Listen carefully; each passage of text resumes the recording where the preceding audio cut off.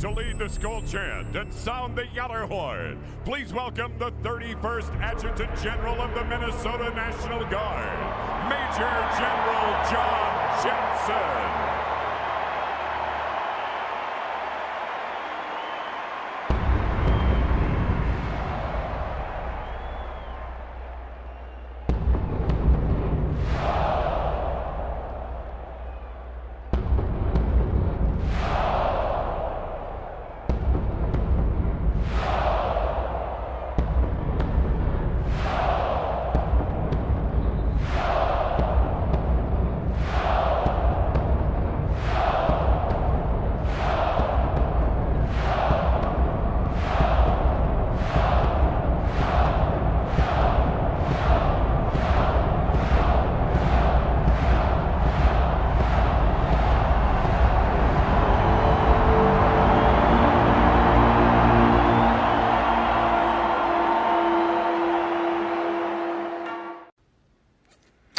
Well, hello, this is John Randall, Minnesota Vikings legend, and it is my pleasure to say, Minnesota Vikings fans uncensored, are you ready? Keith, get your people up. Let's go. Skol, skol, skol, baby. Let's go. Hello, Vikings fans. Welcome to the Let's Skol Show. I'm Fish. With me, as always, I got Mr. Positivity, Cody Bowden. Hey, who grows streets with smoke, Skoleful Shack. Keith's going to be joining us momentarily. He's doing some Keith stuff, and he'll be joining us shortly. So tonight we're going to have our recap and review of that awesome game against the Bengals, preview of our week game against the Steelers, which is the first of two straight overseas games. We're going to ask, what are they saying about the Vikings in the current state of Skol after 3 weeks? We got some enemies to Skol with this week, everybody. Cody's going to call it. We're going to go around the Gallahorn, and we're going to give our weekly predictions, and hot takes. And at the end of it all, we'll give you all a chance to come on the show and speak your thoughts. But before we jump into all that, let's break this ice. Heading into week 4 of the NFL season, has anything outside of the Vikings surprised you around the league, guys? Yeah. I'll have to go with Daniel Jones being 3-0.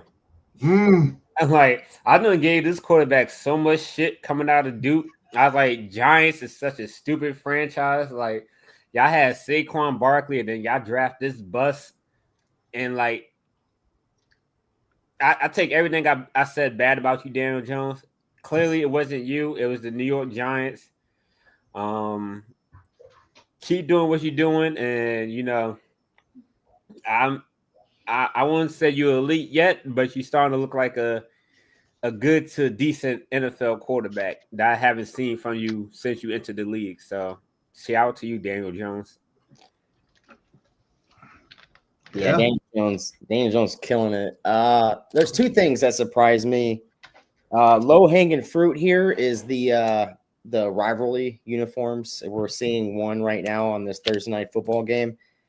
They got ugly. That is some step kid that no one likes kind of jersey. You know, it's terrible. The other high-hanging fruit that's out there is the Lions are looking good again. What they did to the Ravens, and then what they did in week 2, putting up 52 against the Bears. It wasn't an offensive coordinator thing. The team is literally legit with talent on it. So it's going to be fun and interesting seeing our Vikings going up against them Christmas Day and in November. Yeah, they're making me have to revise my take where now I believe that they're going to be the most dangerous 8-win team in the league. Hey, my thing is the San Francisco 49ers are 3-0. And I mean, they kind of got gutted this offseason. They lost a lot of high-priced talent, and here they are, 3-0. Yeah, well, they got their team back this year. Christian McCaffrey. Oh, is that what it is? Their whole team's back, huh? Their whole team. He was hurt last year dealing with the the tendonitis in his Achilles and stuff. But this year, he doesn't seem to be dealing with no repercussions. Well, it's crazy. They're literally 3-0, and they were missing 3 of the top 5 players they had in the last 2 weeks. They were missing Brock Purdy, George Kittle's on IR, and then now Nick Bosa's on IR. Like it's crazy. All you have is Warner on defense and McCaffrey on offense, and they're still doing things. Yeah.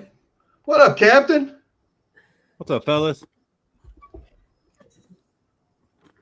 What surprised you other than non-Viking stuff so far this year? I don't know. You guys pretty much nailed it. Daniel Jones was very surprising to me. The 49ers being 3-0, that was surprising to me because a lot of people actually had them picked to make the playoffs and actually do something, but I ain't see it, Fish. So I'm actually surprised to see them starting out 3-0, and they're dealing with injuries, and they just keep finding ways to win.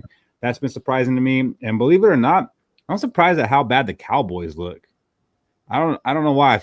I thought that they were going to be a good team. I thought they might challenge for that division this year, and it looks like they might be challenging for a top 5 pick. Dak sucks. Don't if you play fantasy football, don't draft Dak ever. Just don't do it. I could have told you that. And the man playing tonight, Sam Darnold's kind of surprising me. He's kind of picking up where he left off as a Viking, which I was surprised. I felt like, his success last year was really being around our system, our players, our coach, but it looks like he's taking some of that with him to Seattle, and I no longer feel like when we play them later on this season that they'll be starting their rookie quarterback. I think he's their quarterback for the season, and he's playing well. Not as well as I would like him to play tonight, fantasy implications, but he is playing well. He's throwing some nice balls. What's up, Angel? What up, Tommy? What Angel don't know is that's all you have is black Vikings caps. I got 5 of these. Well, he do have a captain hat. You do have a captain hat. I do have a captain hat. I do have a gray hat, but those are like special occasions, like a game or a party or a celebration. See, the worst part is Keith I have to go get it. What? What do you mean you have to go get it? Well, you see, you guys are all in your homes, okay? I'm in a detached garage. It's out of respect that hat's not out here at all times. You could spot Keith at the airport because everyone's wearing purple, and there's just this one guy in a black Vikings hoodie and a black hat. No one is saying that's fucking Keith. Yeah, I want to make it easy for you guys. And I saw you guys for like a minute before you guys all looked up. I was like, I wonder how close I can get before they even look. The other way you could spot Keith is he was the only fool walking on that moving tram. The rest of everybody else was just letting it do its work. Yeah, I got places to be.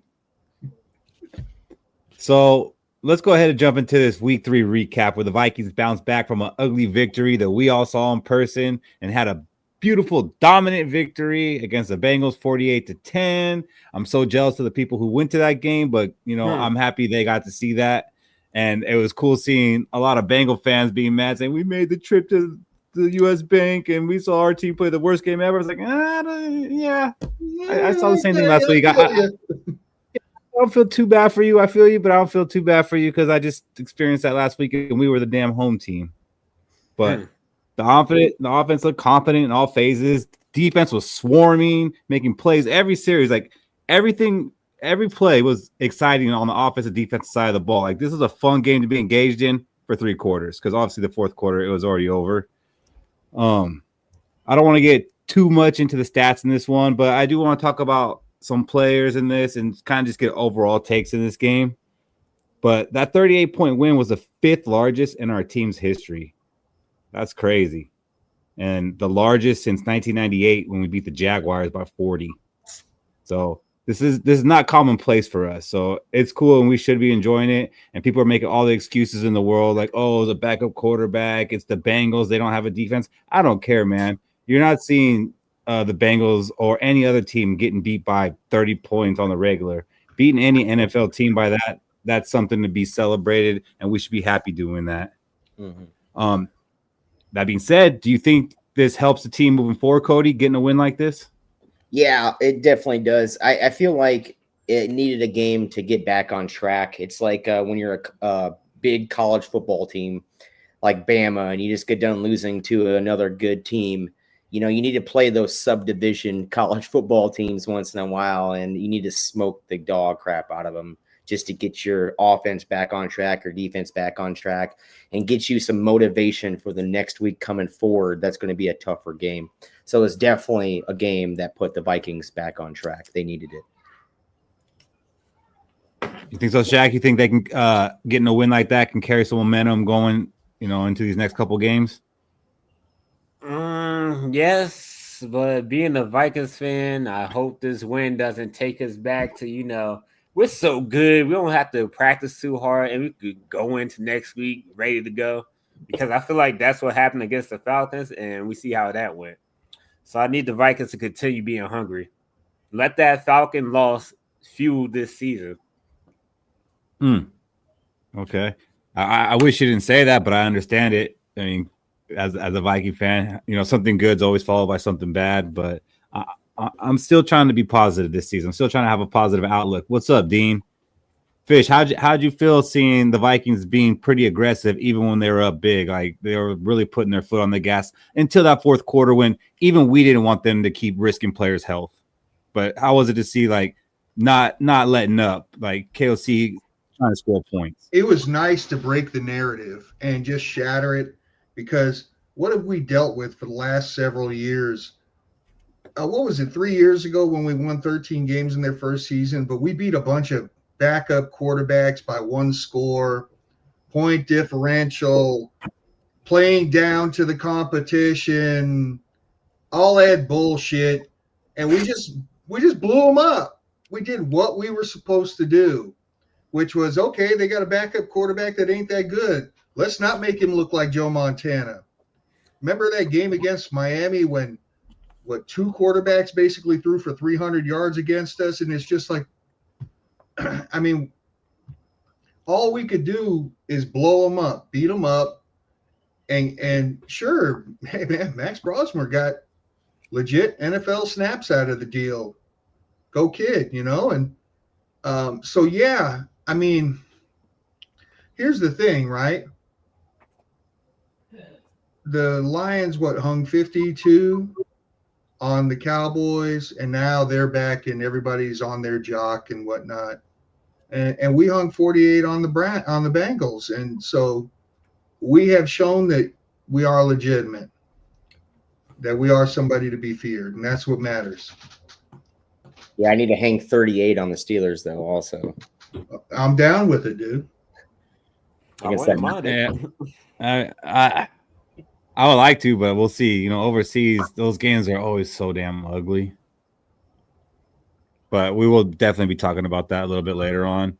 Let's talk a little bit about our quarterback of the game, Carson Wentz, who was 14 of 20, 173 yards, 2 touchdowns, no turnovers. What do you guys think of Wentz's first start, and how much do you think having Wentz in there contributed to this victory? Not at all. We would have won that game with me as the quarterback. He took 2 ugly sacks. He did miss a big time throw where he tried to loft it and put some touch on it, getting it into the end zone, I think, to Thielen, and he just overthrew him by a little bit. He very much just did the bare minimum. That game was an Isaiah Rodgers and Jordan Mason game, and there ain't nobody who could convince me different. Cody Bowden could have been our quarterback in that game, and the score would have been the same, baby. Cody, you agreeing with what he's saying right now? I mean, I would put some agreements on it. I think JJ McCarthy would have had the same outcome with especially Darisaw out there. I really thought Carson Wentz treated this game as a veteran, a legit veteran out there making these smart decision plays. He had a couple sacks like Fish was mentioning, but I think that's just because he's only been with the offense for like 3 weeks. Progressions and stuff is going to take time. I don't fully expect this offense to be humming until after the bye week, because we're still going to be flipping quarterbacks or might be keeping with Carson Wentz. I thought it was a really good game managing game, And I thought KOC played it really well by running the football and staying ahead of the chains again, like we did towards that fourth quarter of week 1. I thought it was really well done play out. So overall, I kind of agree with what Fish said, that it didn't take too much from Carson Wentz to do what maybe any other quarterback could do. But I do have to say that very first drive, that was the most competent we looked on offense through these first 3 games. Like, that first drive actually gave me confidence that, oh, yeah, this is going to be a good game. So I'm going to give him credit for leading that drive, because we did kind of pass a lot on that drive, and it ended with a passing touchdown. And it actually gave me faith in Carson Wentz that, okay, if this is the guy that we're going to get for these next few games, we might just be okay as long as he stays this guy. So I'm going to give Carson Wentz a little more credit. What about you, Shaq? So piggybacking off of what you just said about that first drive, I feel like that's basically what Ben's KOC theme. We'll start off real hot. We get the ball first drive, and we just look unstoppable. Boom, hitting all the throws, touchdown. And then the middle of the game, from that first drive until the end of the game, it kind of looks stagnant. So if our defense didn't ball out playing like the 85 Bears that game, or probably even better, because, Isaiah Rodgers did something no defensive player ever done, I just like to see if we had to rely on Carson Wentz to win us the game. That's only a gripe I have. I wanted to see like what he can do if we was like, oh shit, we actually need Carson Wentz to go out there and win the game for us. So I can't complain about how he played, but I just want to see a little bit more from him. And that's fair. Fish, would you at least say that you're comfortable running with Carson Wentz for the duration of JJ McCarthy's injury? Like, you feel like, okay, we're still going to be in the games, or is there still questions?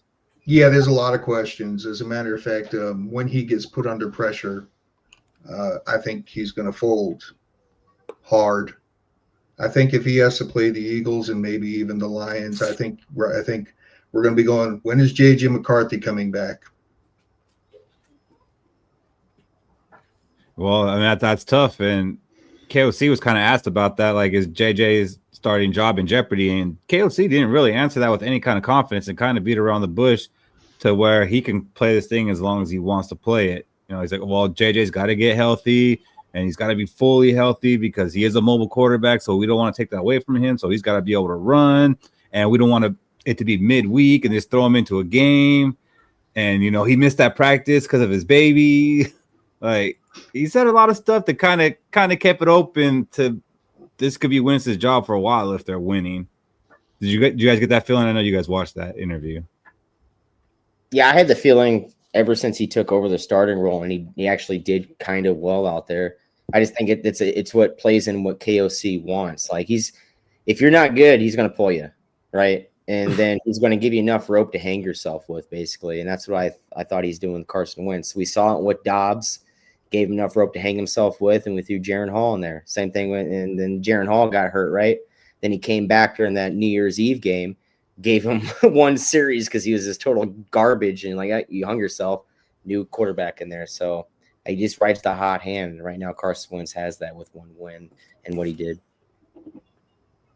All right, so I think Carson Wentz played pretty well, and we'll see how he does over these next 2 games, because for sure it's going to be Carson Wentz playing against the Steelers and Browns, and then after the bye, we'll see what's up. So we will keep watching, but I was, satisfied with that first start. Another player who got his first start as a Viking was Jordan Mason. 16 carries, 116 yards. It's an average of 7.3 and 2 touchdowns. Two rushing touchdowns, fellas. So, I mean, I don't want to take all the credit, but I feel like I kind of spoke this into existence when I said I wish he was the bell cow running back and we didn't have Aaron Jones. I didn't want it to happen this way, Aaron, so I'm sorry about that. But he looked good. Now, do you guys think this was who Jordan Mason is, and this is a running back that we're going to be able to lean on against tough defenses, or did he just get to take advantage of a soft defense? Yes.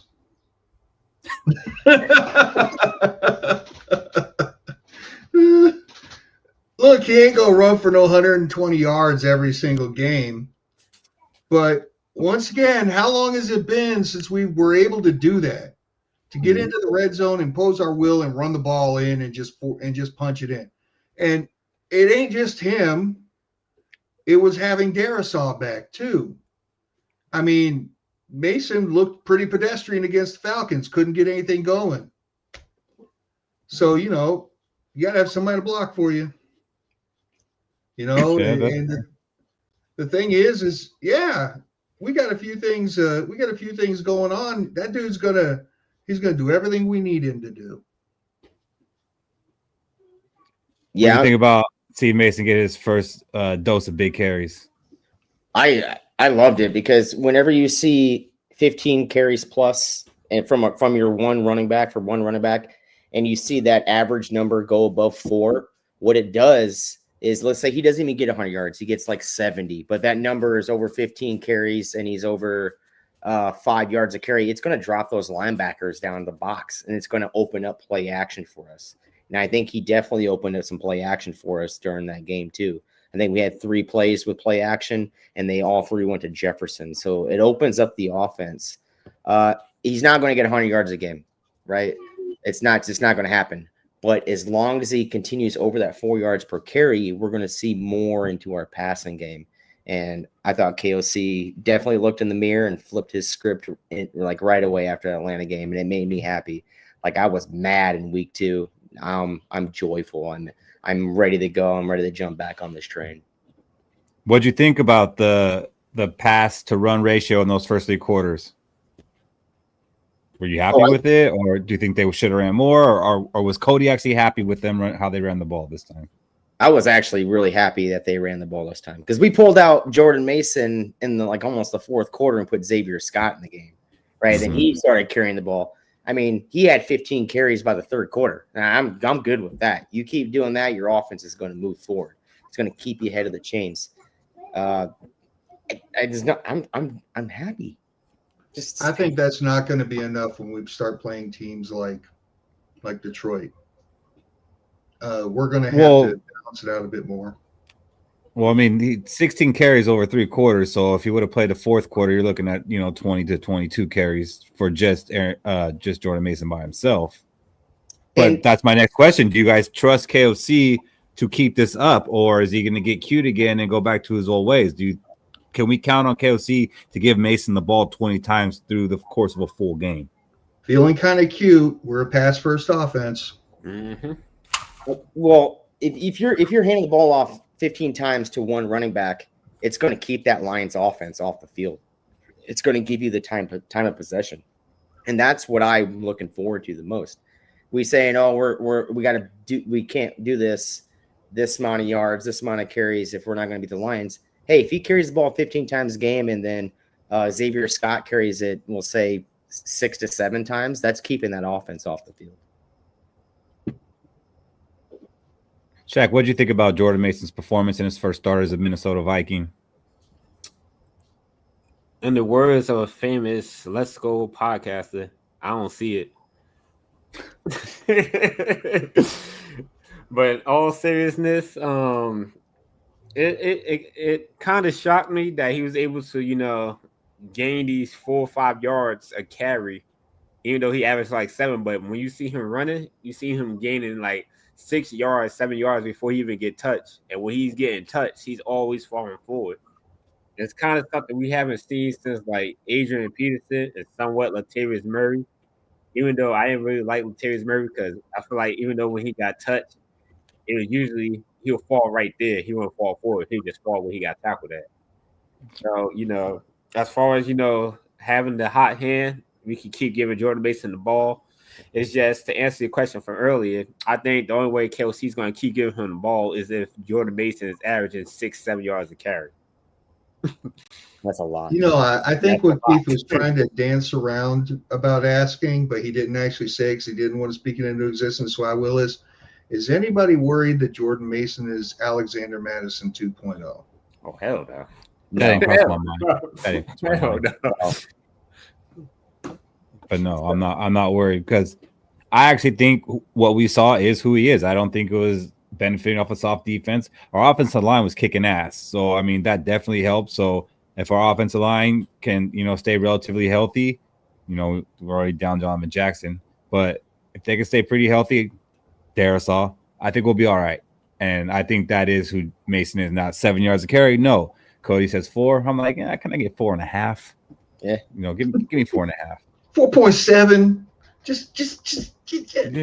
Yeah. I mean, I'm not mad at that either. So yeah, just give me the 4.5. So Mason was good. And the last guy I wanted to talk about, or just bring up real quick on offense, was we saw TJ Hawkinson this game. It's been a while. It was only 5 catches, but again, he didn't really play in the fourth quarter either. 49 yards, and he had a touchdown. He kind of showed some life. Cody, do you think that injury is still limiting him, or what? No, I think TJ Hawkinson in the game was a beneficiary to Jordan Mason's running. It allowed him to chip block and then get out for a pass. I mean, the touchdown pass is literally a chip block. Then he's coming off the block for the passing touchdown.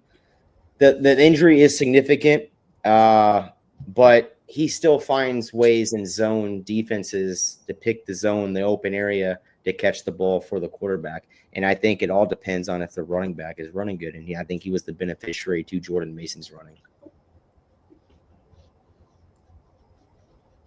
We had 2 tight ends score touchdowns. I don't know when's the last time we had 2 tight ends score a touchdown. So definitely good to see Hawk getting back in action. But let's just go to the reason we're all here right now, and that's the defensive side of the ball. And that was Isaiah Rodgers. And I would like to welcome all of you to the Isaiah Rodgers fan club, and there's plenty of room on this bandwagon. He made Vikings history. He made NFL history. He was the first Minnesota Vikings player to have 2 defensive touchdowns in a game. When they put that stat up, I couldn't believe that. With, the defensive dominance that we've had in the past and the players that we've had in the past, I can't believe we never had one get 2 touchdowns in a game. He's also the first player in NFL history with a pick 6, a fumble return for a touchdown, and another forced fumble. Man was racking up the stats. And whether you like PFF or you don't like PFF, he's the first player ever to be graded with a perfect 99.9. The man had himself a game. And besides all the statistics and the scoring he did, one of the best plays was when Browning threw it up to T. Higgins that looked like for sure touchdown over the smaller cornerback. He got up there and broke that thing up. And that play was super reminiscent to me of 2023 when Browning threw one up to Higgins and he caught that over Blackman and Caleb Evans for a touchdown. So it was like I was almost getting flashbacks. When he knocked that thing away, that was super impressive. So this is the last time I'm going to pound my chest on this Isaiah Rodgers thing because he's all of ours now. The cat's out of the bag. But what did you guys think of my guy's historic day? Yeah, it's all right. Yeah. I mean, we don't have 2 rookies competing for cornerback. I guess he could play kind of good. Yeah, I guess. He's okay. I should play that clip back. He don't have to worry about Cooper DeJean and Quinyon Mitchell, so, he could loosen up. I'm about to keep pounding my chest and y'all ain't got nothing nice to say. I mean, I feel like he got the assist from Hitman on the pick 6, and I mean, yeah, punching the 2 fumbles, that was okay. I mean, that's kind of a trend in the league. No, that's great, dude. I'm sorry, Keith. I can't keep a straight face no longer. I was about not to. You can't argue with something historic. And, like I said last week after we lost to the Falcons, I said we don't have a secondary problem.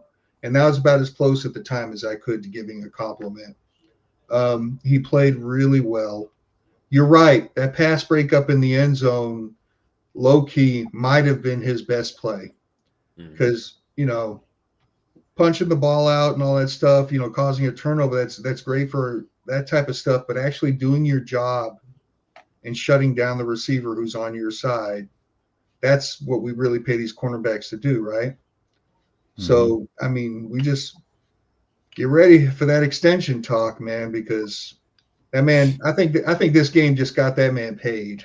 Mm-hmm. It did. Yeah, they might want to handle that soon because they only signed him for, I think, 2 years.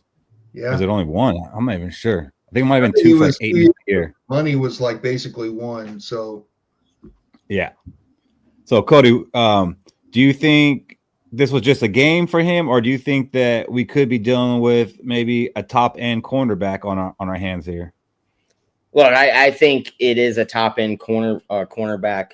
I also got for the ranking of him in performance and single game things in Vikings history, right? I put him in the top 5 where he sits at Vikings things. I was looking at it like I want to come in here with like Stephen A. Smith and like point at his little board about top 5 players of all time and whatnot, performances. I have him number 3 all time Minnesota Vikings top 5. I thought there's only 3 people on the Vikings that have scored probably a perfect PFF, and 2 of them probably came before PFF. Number 1 was Adrian Peterson's 296-yard game. Number 2 is Randy Moss's Thanksgiving game. And then bang, 3 right there. Isaiah Rodgers, 2 fumbles, his interception, pick 6, and his fumble recovery, pick 6. He's top 3 in the top 5 performances of all time for Minnesota Vikings. And that alone puts him as a legit elite cornerback in this league. I like it. Shaq, say something nice. He scored 2 touchdowns. I'm sorry he didn't play at SC. I'm sorry. No, it's he actually did a pretty good job. You know, my whole worry was Byron Murphy being out there and we not having another cornerback to go with him. And the play you brought up about him swatting the ball out of T. Higgins, because that's another worry I had, was the jump ball, tall receivers just basically catching the ball over our small cornerbacks' heads. And Isaiah Rodgers showed that he would go up and at least fight for the ball. So I'm proud we have him on the team. Hopefully we can resign him for a reasonable contract. And I like he's growing on me, because off the field he's also seeming like a cool dude to root for. Mm-hmm. Absolutely.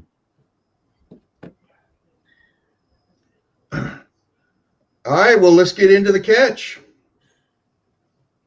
So for those of you watching, if you've been under a rock and you don't know, during the regular season, after every game, we do what's called Fish's Catch.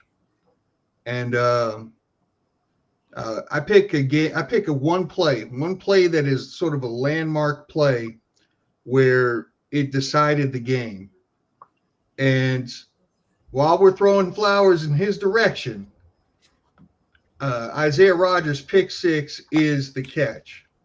We were up 7-0. The Bengals were driving. It was looking like it was going to be one of those back and forth games. They were into our side of the field. Put a little pressure on Browning. He stepped forward. He tried to deliver a pass.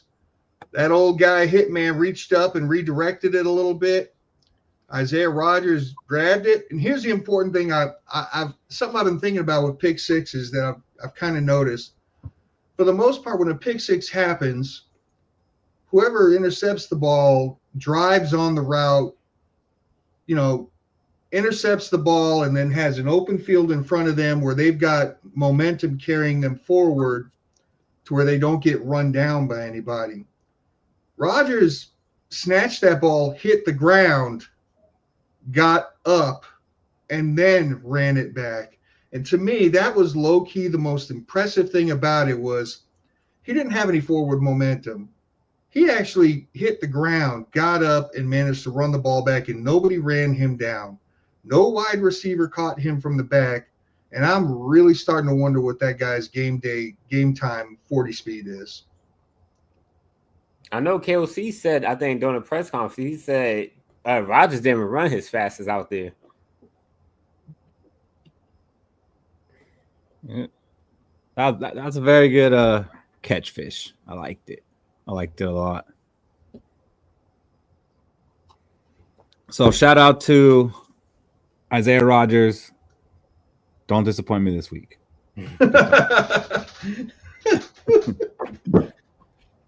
Got a big match. Another man who had a pretty good game, one Dallas Turner. Now, if you just look at the stats, then maybe you're not understanding. But if you actually watch the game, Dallas Turner was effective. He had 5 pressures, 4 of those being hurries, 1 a quarterback hit. And while he was only credited with 1 tackle, it was a very nice run stuff on running back Chase Brown. And his one quarterback hit, Browning was close to the end zone, and he kind of just threw the ball away as Dallas Turner hit him.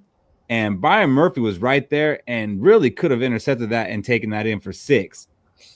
One of his other hurries went to a Metellus interception. So while, he's not going to get any credits in the box scores for sacks, his hurries turned into 1 turnover and really could have been 2 turnovers and a touchdown. What do you guys think about Dallas Turner's presence in this game, and how do you think his development is going early on in year 2?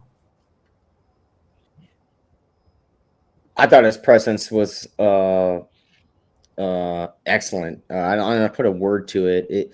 He is showing up when he's supposed to show up. Now the development is going really well because pressures lead to bad throws, right? And eventually those pressures, as he develops and learns more, will lead to sacks, right? It's just some of his angles are kind of off, but it's still resulting in pressures. When he figures out those angles in the pro level, those sacks will come. Definitely love his development so far. I love how B-Flow is placing him for opportunities to go after the quarterback. Very, very proud. Liking it. Very excited for the future for him. Diamond maker. Because with the right amount of heat and pressure, you start making diamonds. He's gonna be just fine. I think I said it in the preseason. Dallas Turner is going to be just fine. He's going to get to being what we want him to. He just needs an opportunity. And if I recall correctly, he didn't even get to start in this game, did he? I don't know who was out there for the first snap, but Van Ginkel surprisingly only played 8 snaps, so that's why Dallas Turner was out there more than normal. Van Ginkel had freaking 2 sacks in 8 snaps. That was crazy. I didn't realize that Van Ginkel only played 8 snaps until I went back and started, looking at grades and scores and stats. I was like, that can't be right. But yeah, sure enough. Shaq, you got a hot take that is still alive going into week 4 that I didn't think stood a chance. But currently, Dallas Turner is only trailing Micah Parsons by half a sack. And you have Dallas Turner getting more sacks than Micah Parsons this season. How are you feeling about that take right now? Well, I'm feeling since Michael Parsons is dealing with this back injury that may last all season, so they're gonna have him on limited snap counts. I'm hoping Dallas Turner slowly, gradually becomes a borderline starting edge rusher, because I'm starting to see he's learning how to use his speed from college in the NFL. He just got to work on his hand placements and beating the guy in front of him.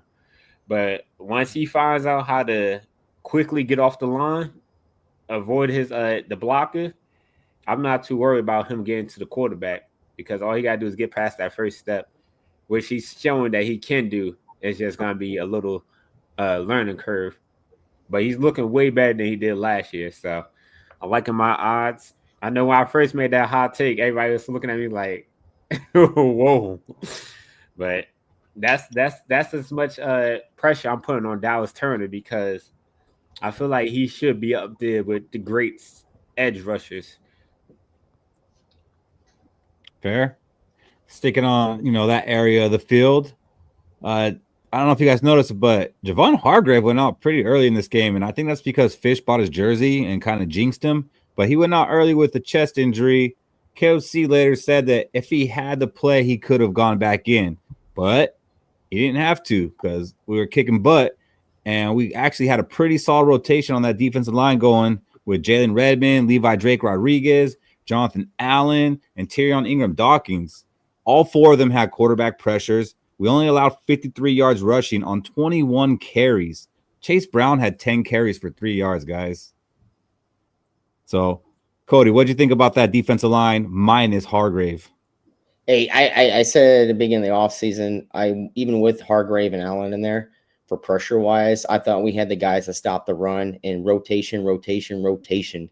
Keep those legs fresh. I always loved Tyrion Ingram Dawkins. And then the guy that surprised me is Levi Drake Rodriguez. I was not high on him, but LDR is playing like a monster this year. What do you think about that defensive line, Fish, minus your guy Hargrave because you bought his jersey? Yeah. Look, I'm high on the defensive line. I really am. I think our front seven is phenomenal, but I'm not trying to get too high on that performance that they had this week because the Bengals O-line is ass. Just like against the Falcons, our O-line was ass, and that's why we got trounced. So let me see them play some better O-lines, which I still think they're going to do well. I think that when we play a great O-line like Philly or whatever, I think there's still going to be plenty of quarterback pressures just coming from our defensive line. But I don't want to try to get too drunk on them. From what I understand, the Bengals haven't been able to get their run game going, period. So we just kind of continued that. And, yeah, good, great, fantastic. But let me see some more. So even with Dalton and Reisner on the other side of that ball, you're not impressed with what they did. I got to admit I forgot that. And let me just totally change my take now. Let me start over, Keith. You're not What a impressed great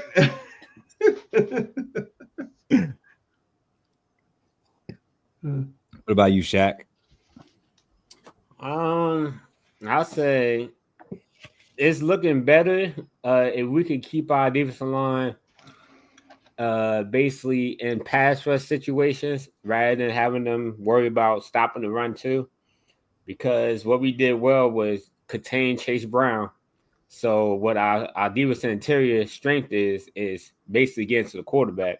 They don't have to worry about stopping the run game, and we could get Javon Hargrave and Jonathan Allen going towards the quarterback, along with mixing in Van Ginkel, Grenard, and Dallas Turner. Then that pass rush, that front seven, is looking pretty elite. Absolutely. Besides that, getting Christian Darrisaw, Harrison Smith, and Van Ginkel back made a ton of difference. They all made impacts on this game. They all left their marks. It was very noticeable having those guys versus not having them. Like we said, Van Ginkel only played 8 snaps, but he had 2 sacks in those 8 snaps. Harrison Smith, he didn't have, too many on the stats, but you see him out there. He's directing people. He's directing traffic. He's putting Ivan Pace into position. Ivan Pace had like 12 tackles that game, and he could thank Harrison Smith for a lot of those. He did have the deflection on the interception. Missing Darrisaw, it was obvious. There was no more turnstile on the left side, which it kind of makes me bummed out that we haven't got to see JJ McCarthy have that same opportunity, but that's fine. Who's ever back there playing quarterback, I'm going to support, and that quarterback got to support a Darrisaw, which was a great thing, and it also helped in the running game. Totally different game with Darrisaw in there. How much do you guys credit those guys all being available to what we saw on Sunday? Oh, 100% of the credit. I thought when you put all that veteran leadership on the field, it only makes your team better. I mean, you saw it with Darrisaw taking on some of Donovan Jackson's missed opportunities coming through hit that guard slot where he turned around and he smashed that defense tackle backwards. Harrison Smith moving dudes out of the way, tipping the ball. Van Ginkel, 8 snaps, 2 sacks. It is all the veteran leadership out there helping out the young guys. I think that's what we were missing for the first 2 weeks, right? I thought with this veteran leadership, it put the guys in the right place. We were a lot better team. And I mean, there is some actual definitive proof in Harrison Smith against the Falcons. What were we saying about Ivan Pace? 1, he was hitting the wrong hole. 2, he was falling off of Bijan Robinson sometimes when he tried to tackle him. But the being in the wrong place at the wrong time, we actually saw in real time Harrison Smith correct that. He bumped him over to another gap. No, you're supposed to be here. So yeah, it was an actual quantifiable change to see both Darrisaw and Harrison Smith. You can actually point to plays, like you said with Darrisaw, where they made that difference, where that difference wouldn't have been made without them there. So, Shaq, besides me not being in the stadium, what do you think was the biggest difference between week 2 and week 3? The fact that we didn't let the running back just gash us for 7-8 yards making our defense look like Pop Warner. Like containing the run game was huge for our defense because they was able to keep the pressure on Jake Browning and to keep the score just in case, let's say, our offense did struggle. Say Carson Wentz was struggling a little. I feel like our defense would have kept us in the game all the way until the 2-minute warning of the fourth quarter. That's how good our defense was playing that game. Absolutely. So when the Vikings win, we give out game balls. We're not making anybody run laps in this one. Fish, why don't you go ahead? Oh, sorry. Gotta do it one more time. We're all giving a game ball to Isaiah Rodgers. Isaiah Rodgers is getting our team game ball. So we're going to take him out of the equation for this. And with that being said, Michael Fish, who are you giving your game ball to? The holder of the new record for the longest field goal for the Minnesota Vikings, the tripod, the baby-faced assassin, the long stroker, Will Reichard. Pretty good one to give it to. Yeah, 62-yarder. And man, that thing had some room to spare. That might have been good from 70. You know, you just go back to what, the previous week or was it week 1 where he kind of had that kerfluffle where like it was right before the half and it was going to be a 53-yarder. No, we're moving it back to 59 and he nailed that too. So yep. The tripod is back, baby. 62 yards with room to spare.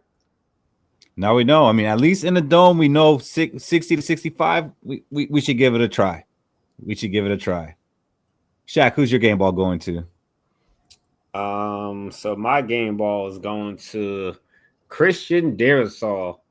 I know we was all complaining like, why did we not put him on the PUP list if he's not going to play early? He missed the first game. He missed the second game where we was like, oof, we can't see Justin Skol out there. We'd rather have anybody besides Justin Skol out there. And then, lo and behold, Christian Darrisaw was back. And it looked like he didn't miss a beat. It looked like he was ready to go since last week.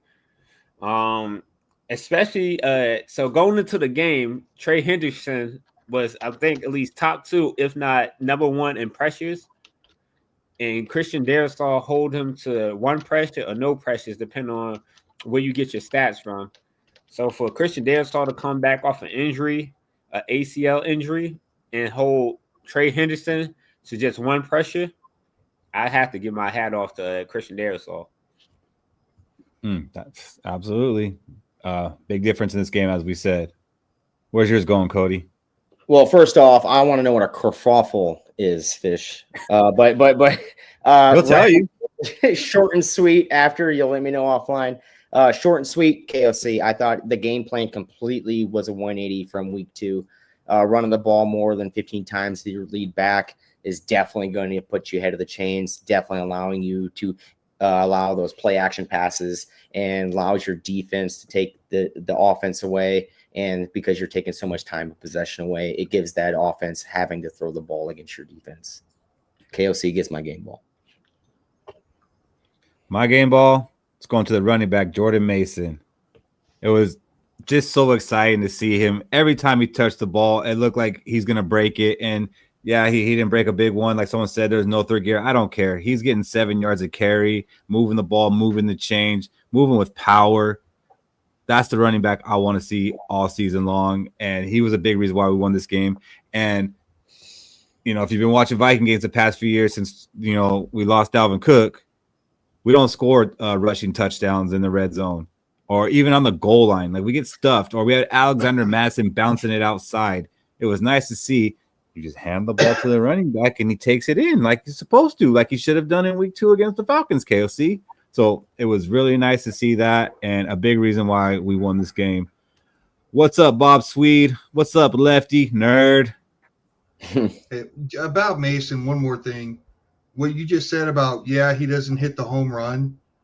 I'd much rather have what he's doing versus 140-yarder and 3 runs for -1 yards. Absolutely. So before we move on to this week 4 game, do we have anything else to say about this week, or did we cover it all? I think we got it. Keep pounding, baby.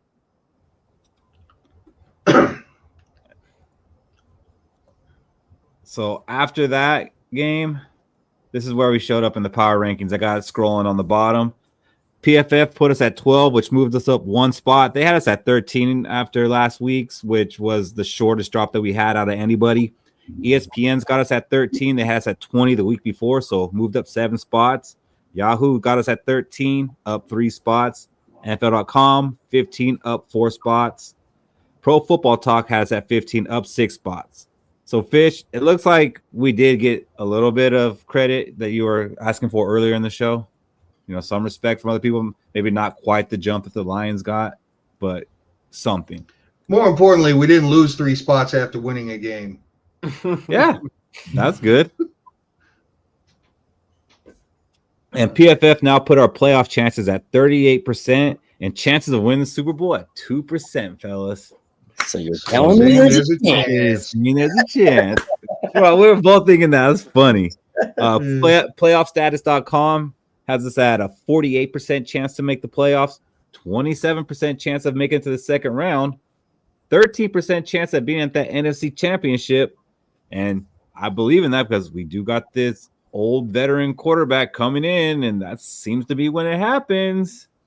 And a 3% chance to win the Super Bowl.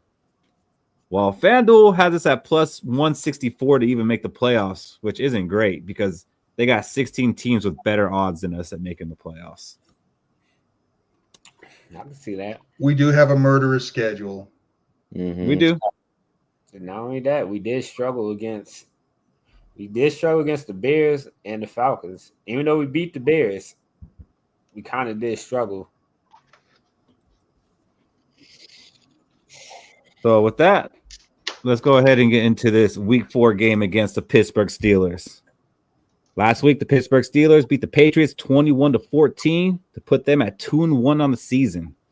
The Vikings and Steelers have met up 19 times, including one Super Bowl. We know who won that one. But Vikings lead the all-time series 10-9. Steelers have won 4. Steelers have won 4 of the last 6, going back to 2001.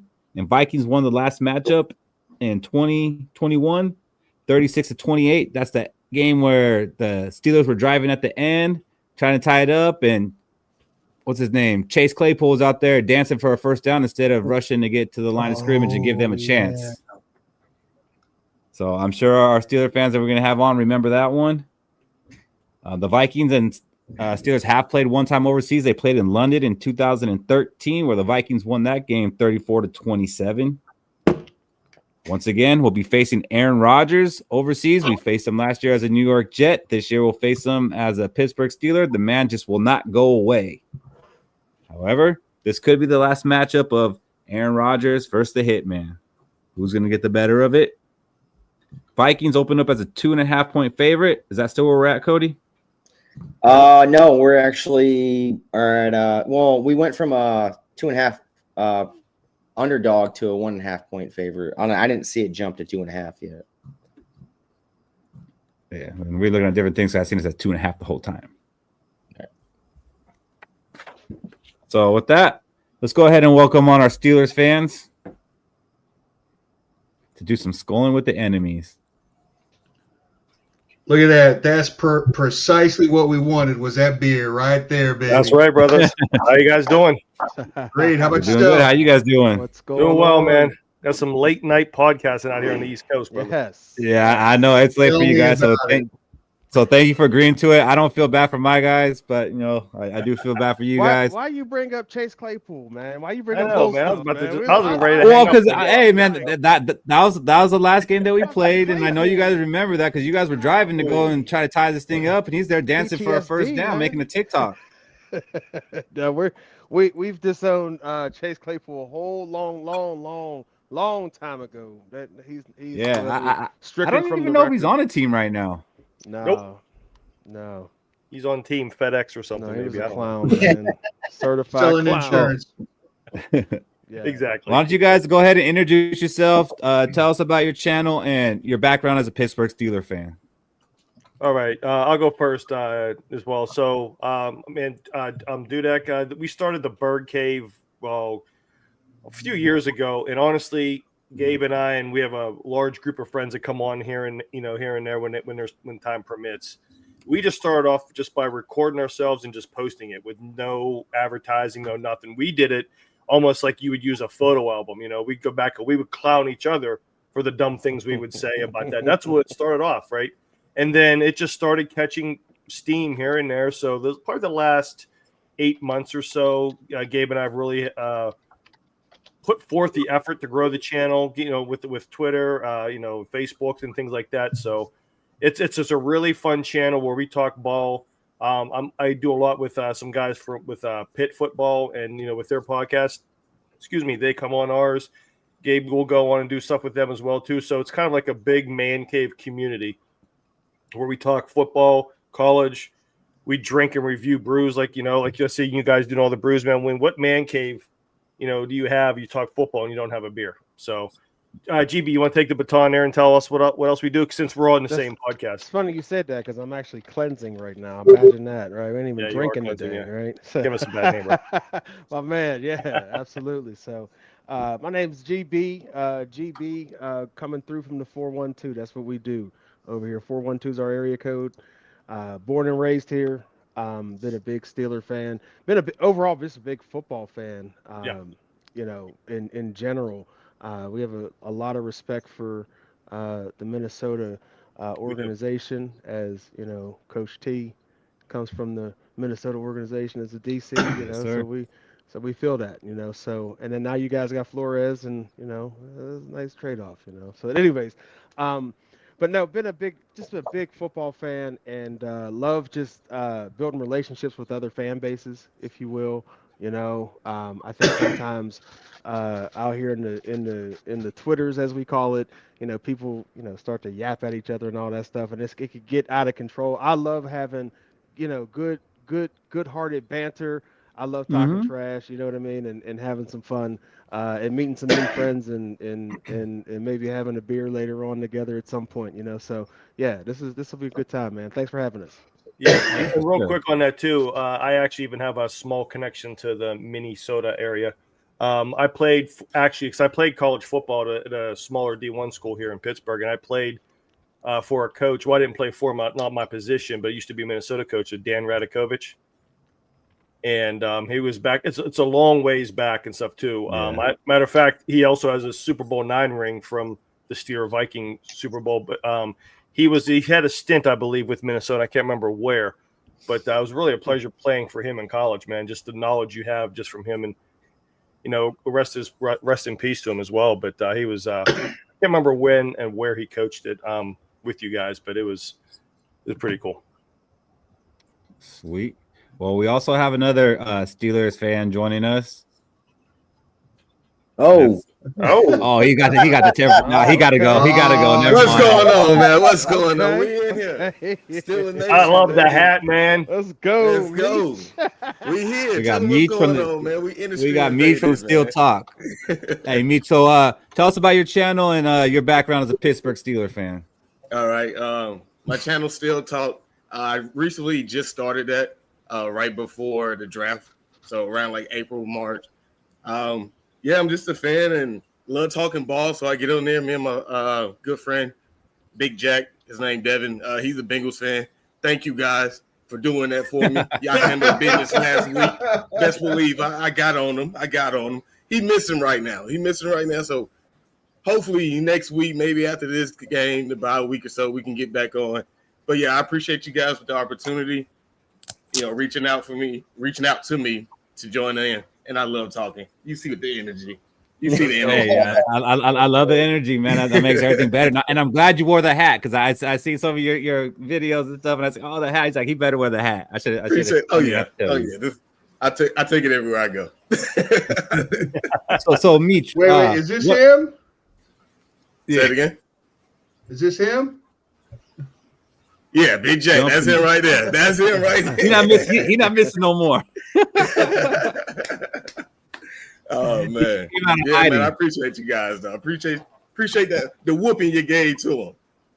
Yes, sir. It's very proud. So, Meach, what are your thoughts on the Vikings as a whole? Like when you think about the Minnesota Vikings, what are your thoughts? Not just this year, but just as a whole. as a whole, man, good franchise. Like one of the teams that you cannot count out. As soon as you think you got the upper hand, they'll mollywop you, especially on defense. So right now, I think y'all a couple pieces away. I was hoping last year y'all was gonna take it all the way there. I was banking on you to go all the way there. So you just got Shaq to love you.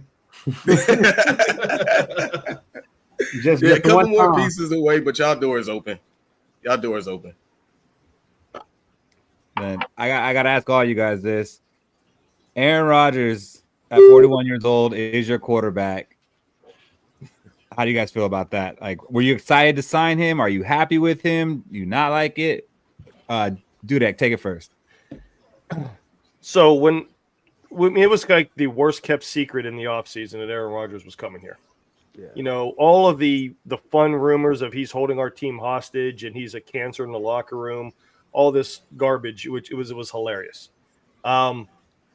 As far as me, and GB, I know shares the same sentiments, and obviously he'll go with this as well, is our expectations were we're having a quarterback come in that just needs to steer the ship.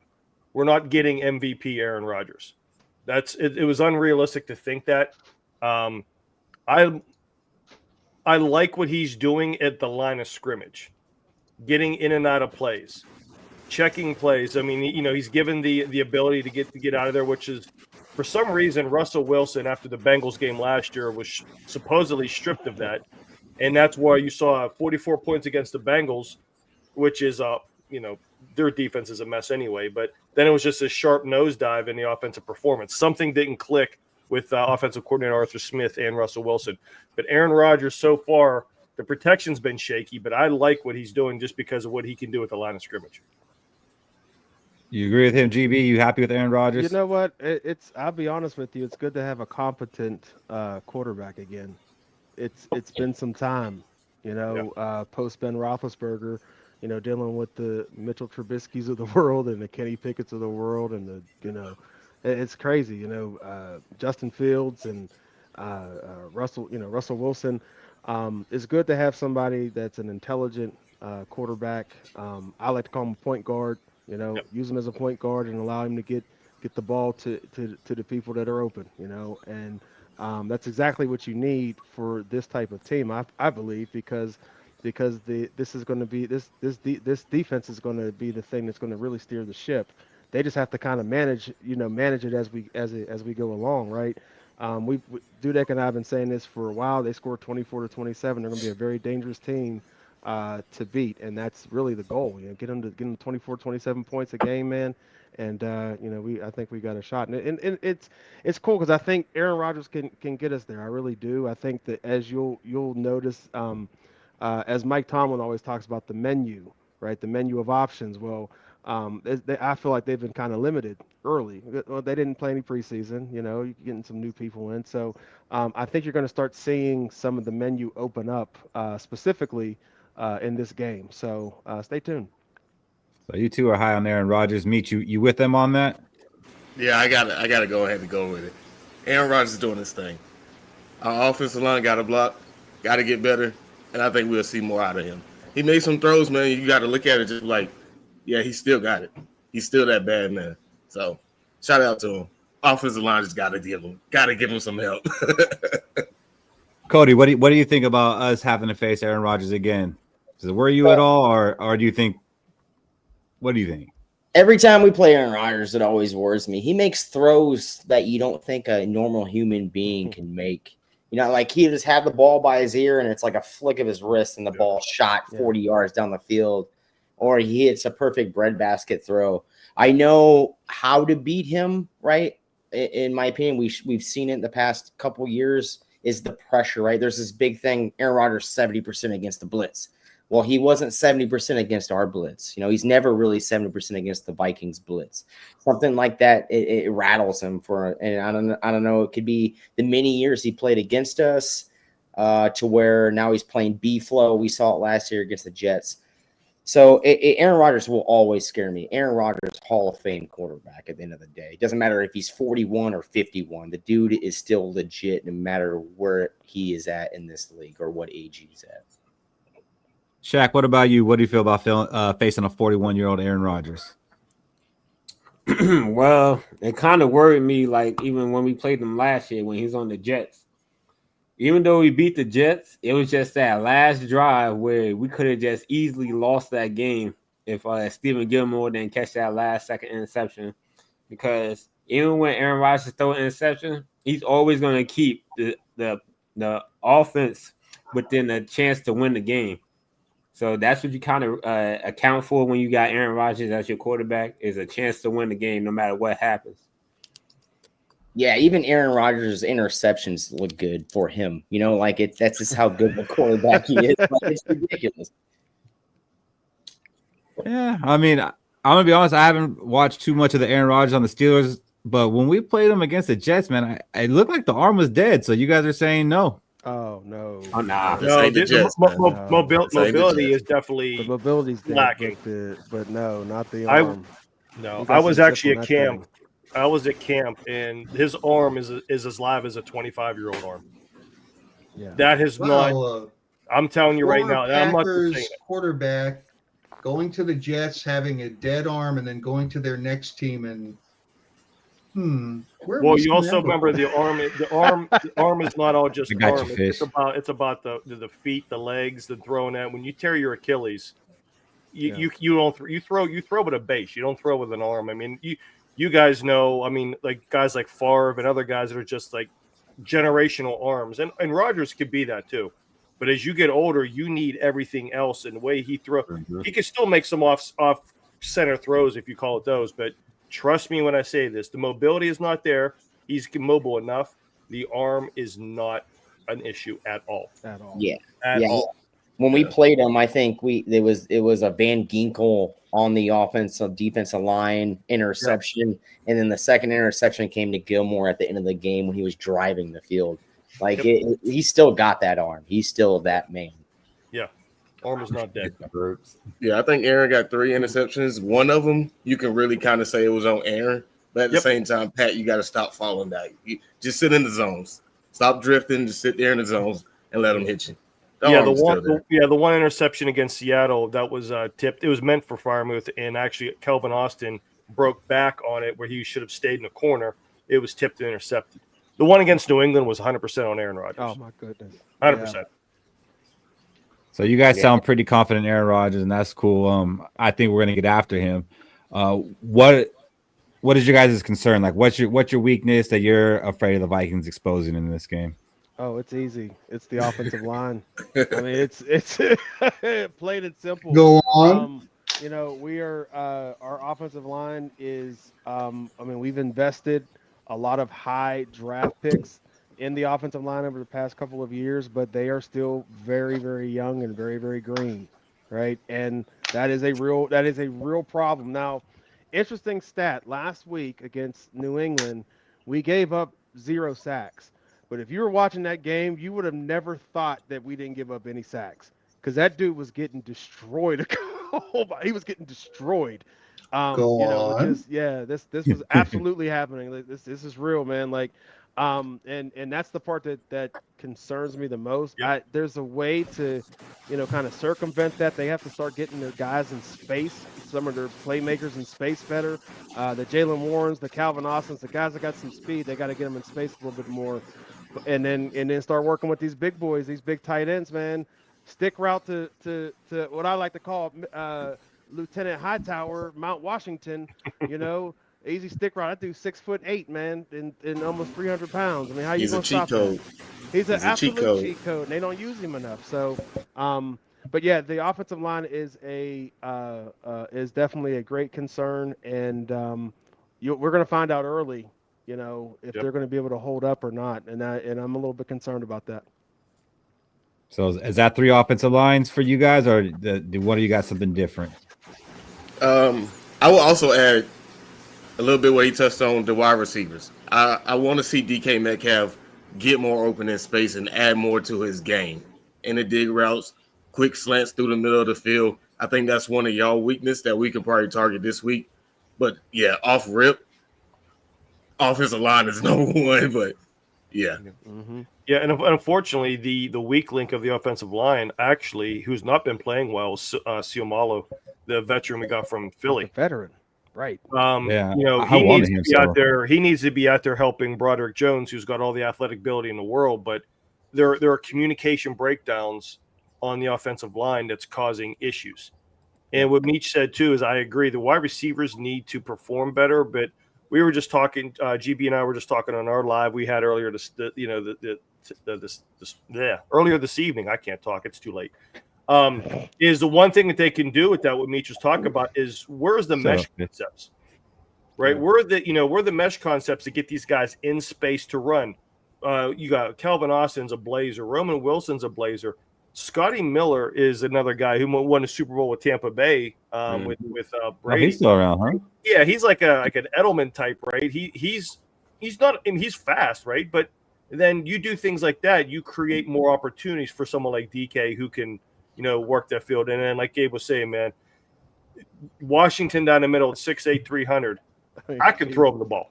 You know what I mean? Fryer moves okay. Then Jonnu Smith is more of a receiver. So the opportunities are there, but the offensive line, I'm definitely worried. I have yet to see one double move by any of our receivers under Arthur Smith. I've yet to see one whip route.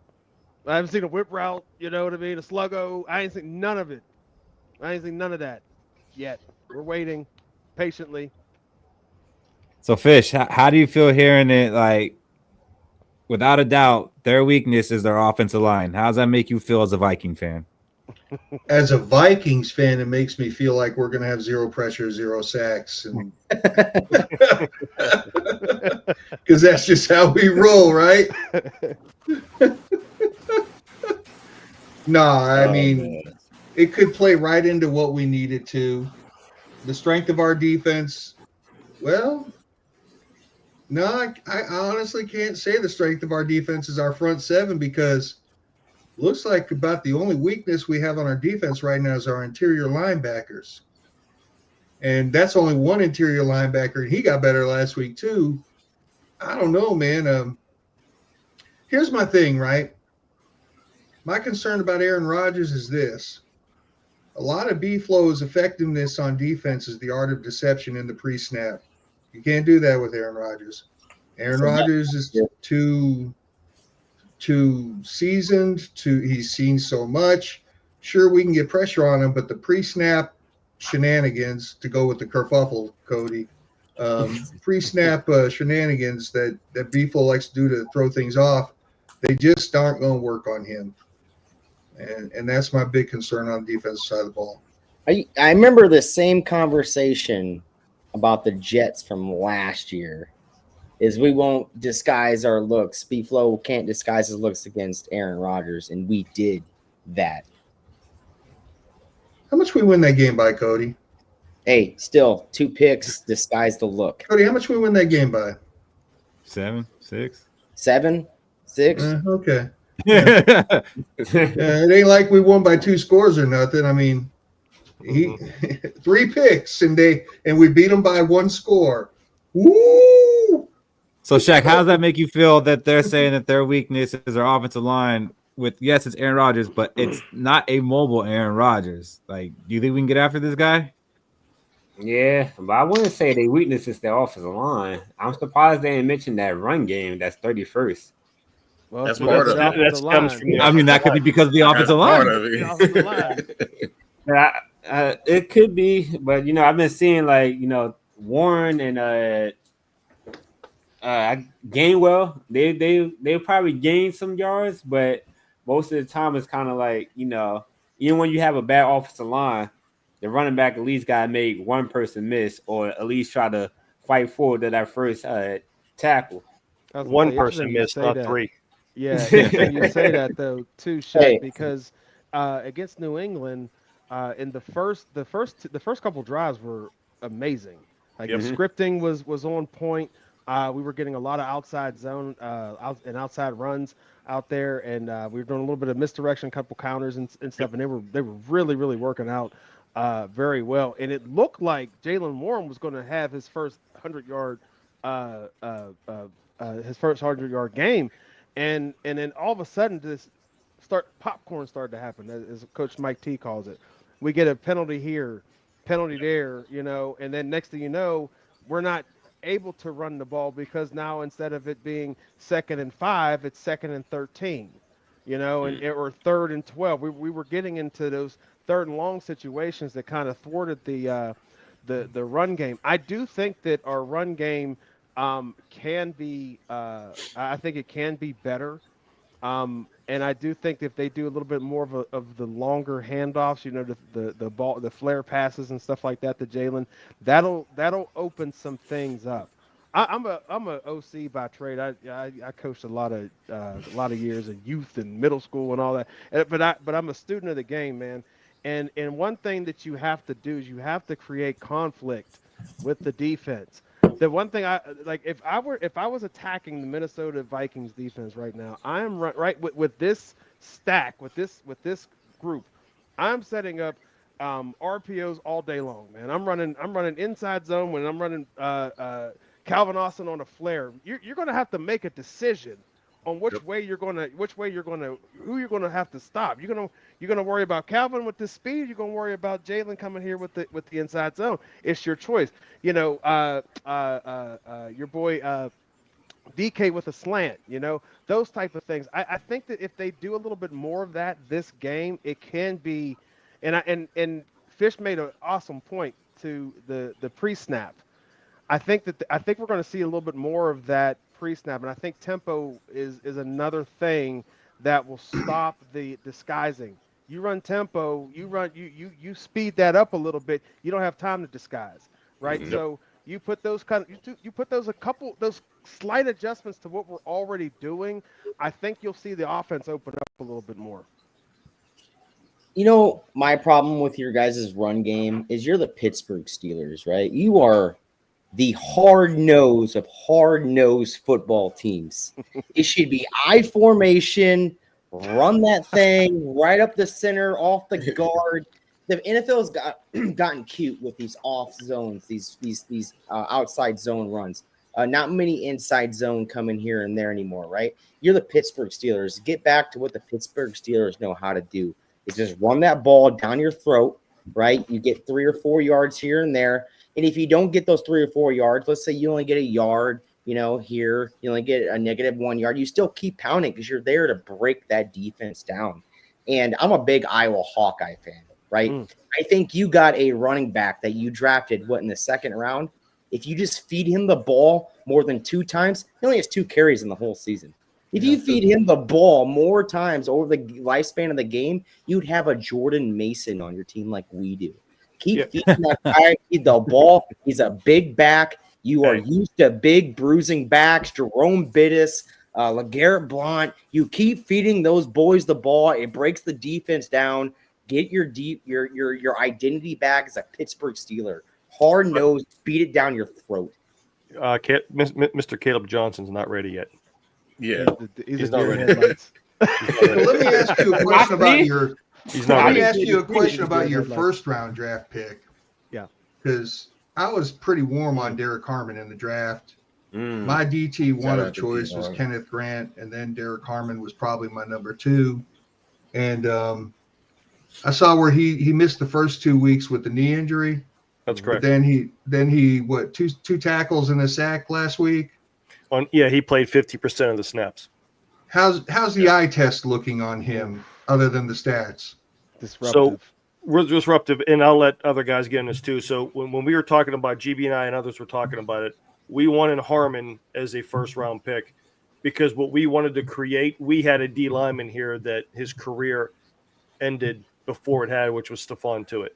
Yeah. We were looking at the future of Keanu Benton and Derek Harmon becoming the new Cam Hayward and Stephon Tuitt. Those two, even whenever it was more of a 2-4-5 nickel base, because the 3-4 is almost gone. The Casey Hamptons are gone, right? As much as we love them. Those 2 guys together could be very disruptive, and I am very high on Derek Harmon. I think you're going to see he's going to play, obviously, a lot more than 50% of the snaps on that. He is a disruptor. He is a pass rusher.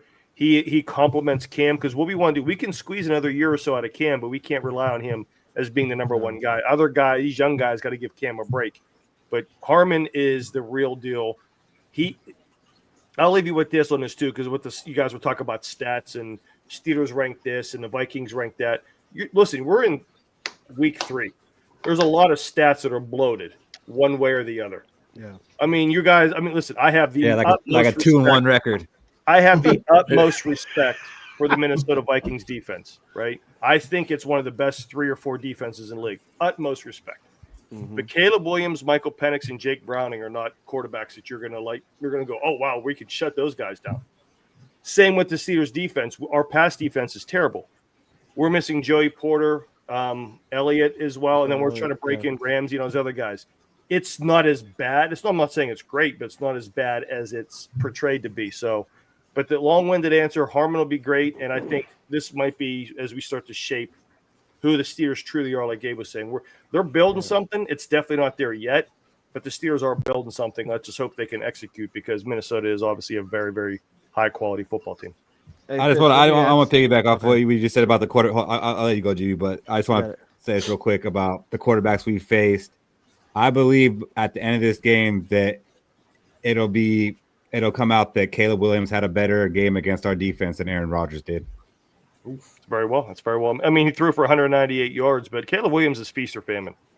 I'm not high on him at all. I thought he was. He survived because he was mobile. Aaron Rodgers is not. I'm not scared as my colleagues here of Aaron Rodgers at the 41-year-old that's not mobile. I'm just not. And this might come back to bite me, and this might be a clip that gets played that we laugh at. But I am not scared of Aaron Rodgers, and I don't think he's going to have a good day at all.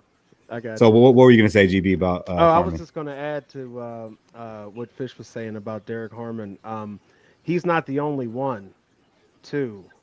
We picked up a gem, and I didn't know anything about this guy, but I guess, Cody, you're an Iowa fan. Y.A. Black is the steal of our draft. Let me tell you.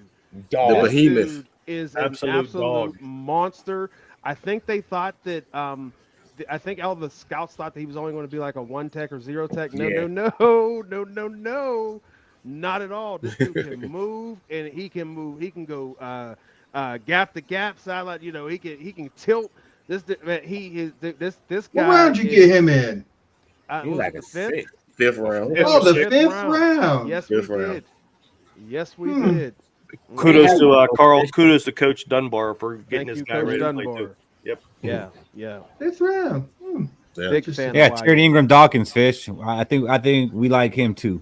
Yeah. Really? One's just big. 3 of us do. One's a big beast. The other one's a tweener. So, and the tweener's been working out for us too in the run game. So, Y.A. Black, the phenomenal player.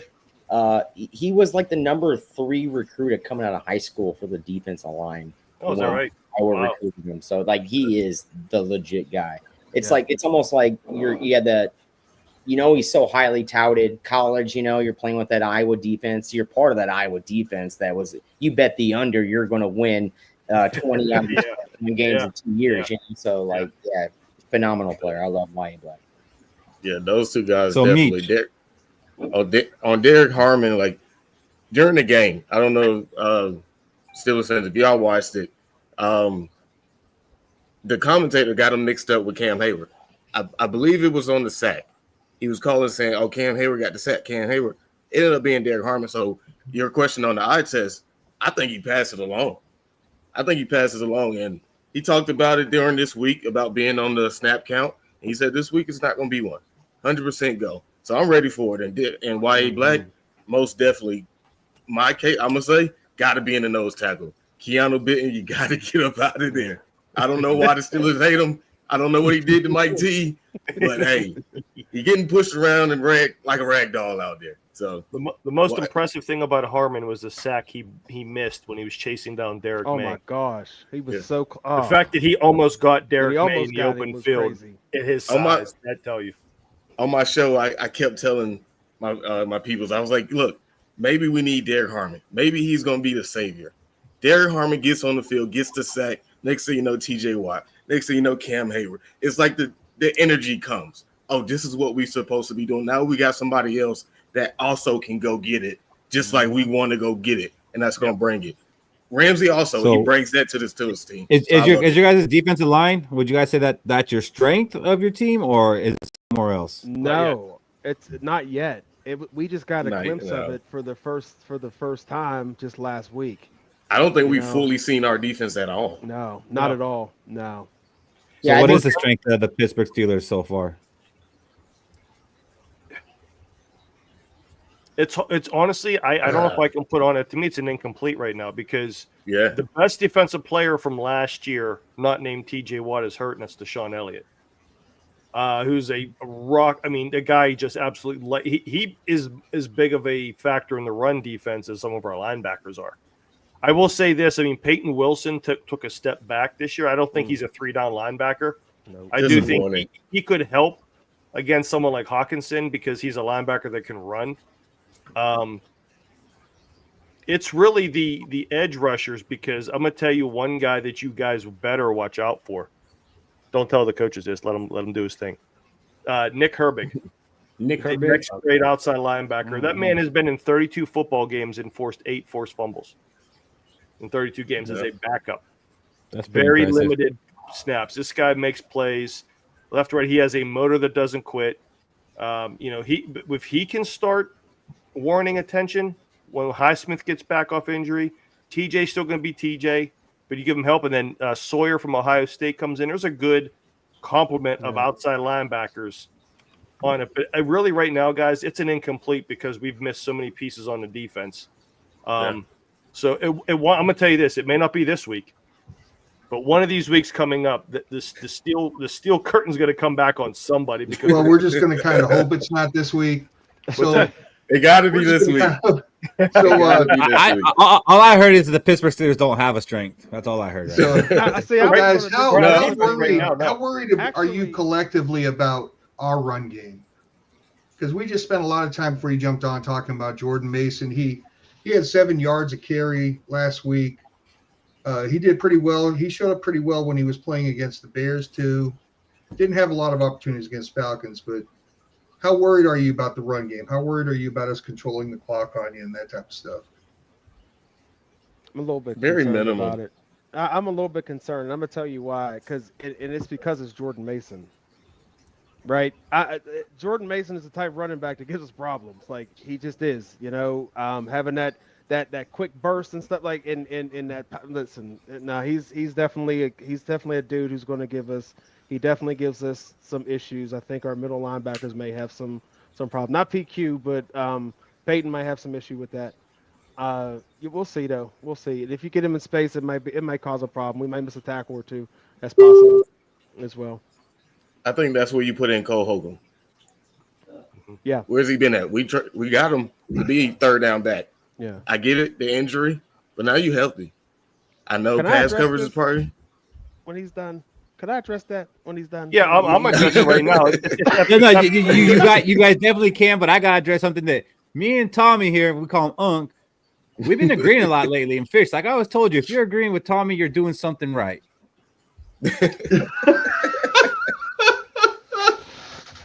All right, go ahead, GB. Address that. No, I was Address gonna that. say, Go ahead, you address it, then I got was something to gonna say as I well. actually disagree. I actually thought that the defense is our strength, and I'm gonna tell you why.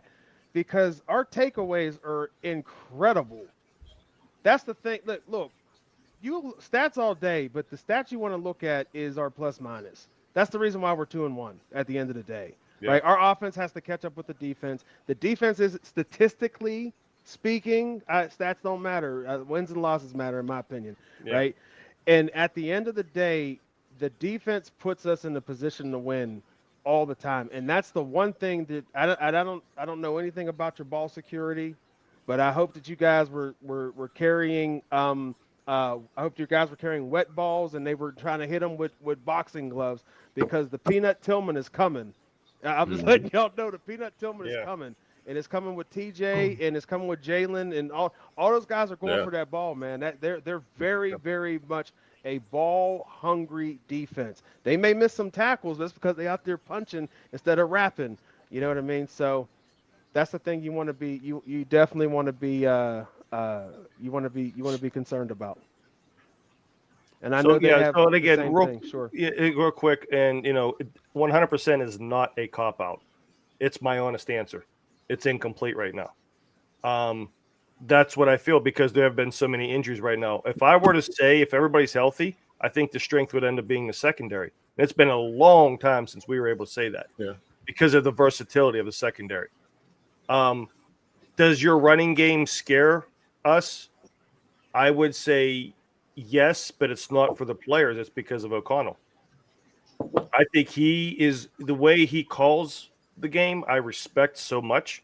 I think he is a very, very good offensive mind. It's not about running the football as much as is when you run the football. And you catch guys off guard, you catch the teams off guard. And I watch a lot of. I have the Sunday ticket. I have 4 TVs down here in my basement. I watch every freaking game, and I watch a lot of the Vikings because I respect O'Connell. I like the way he calls the game. It's just the way the Vikings call the game has me worried more than it does like Mason or Aaron Jones when he's there as well. So it does worry me. But if I was the Vikings, I would be confident in your run game every week because of who your coach and /OC is. Yeah. See, we kind of have a different opinion on that because we don't feel our coach runs the ball enough. Well, that might listen. You guys know better than I, but I'm just saying from what I see from afar. And again, I watch the games. I obviously don't watch them as close as you guys do, but from my seat, I just have a lot of respect for them. I like your word incomplete. It makes sense, and it kind of reminds me of this Vikings team too, right? You guys got a lot of injuries, new starters on the team, right? We had a lot of roster changeover over the offseason. We had 27 new players out of the 53 on this team right now this year from that 14-win season. So I feel like we're incomplete too, right? The defense is starting to get it together, right? And it showed last week. The offense is still slogging around. I mean, brand new quarterbacks. It's going to take a while to get moving. Yeah. So if you had a word for incomplete, who is the most incomplete team? Is it the Minnesota Vikings right now, or is it the Pittsburgh Steelers? It's definitely us. It's Pittsburgh. I'm gonna say it's Pittsburgh. When in the national media, you got talks out there of trading for C.J. Gardner-Johnson, trading for Dexter Lawrence, trading for an offensive tackle, a wide receiver, a running back. So many possibilities that could come up for the Steelers. That's their answer to save it. And at the same time, like we talked about with the corners, last week they really didn't target Jalen Ramsey at all. We're just going to leave him over there, and we're going to target Brandon Echols. Brandon Echols is making some plays, but at the same time, Brandon Echols is not a Joey Porter. Right. You bring Joey Porter back, now you don't know where Jalen Ramsey is because you could put Echols in Joey P there, put Jalen to the safety. And like we mentioned, Deshaun Elliott, he's out too. We brought in Jabril Peppers, had a game. I'm going to give him his props. Love it. But Thornhill, not it. Got to get up out of here. So you bring Deshaun Elliott back and boom, maybe that's it. And go trade for C.J. Gardner-Johnson or Dexter Lawrence added to that defense. Hey, top 5. That brings me to my last question. You guys had a lot of big name acquisitions in the offseason, right? And we know the AFC North is really hard on one and done coaches, with Marvin Lewis and the Bengals. Is Mike Tomlin on the hot seat for constantly being one and done after the Super Bowls? No. You know who our owner is? You know who our owner is? Not going nowhere. Not going nowhere. Let me tell you something. Let me tell you something about our owner, Mr. Rooney, and all the Rooneys. They're very big on contract. Okay? So they're going to honor the contract. How long does Mike Tomlin have left? 3 years. Another 3 years. They got 3 years. So he'll be here for at least 2 because he'll decide at the end if he's going to leave or not. That's just what it is. Yeah, look, as a black man, I'm very happy that he has that much power. I ain't gonna lie, because there ain't too many guys like that got that much in the NFL too. He's the most protected man in the NFL right now, and I'm okay with it because I love the dude. Yeah. But I love the fact that he is not getting. He got tenure like he's a college professor, and I love it. And I love that people hate it. I mean, low-key, we were hoping he'd be our defensive coordinator after Brian Flores leaves. But, I mean, Yeah. And I think one of the biggest mistakes in Vikings history was not making that man the Vikings head coach after what he did with our defense. Yeah. And the second biggest mistake is getting rid of Brian Bellick to the Ravens, and then he wins the Yeah, Super Bowl there too. Brian Billick, yeah. So I was such a fan of that team. That Randy Moss, Jake Reed, Chris Carter, Randall Oh man, I love that team, man. Loved it. They were Robert so fun to Smith. watch. They were so fun to watch. That's so yes. Yeah. Go ahead, Dudek. I'm sorry. No, you're fine. So yeah, he's definitely the Rooneys aren't. They're an owner he's an owner that does not bend to public pressure.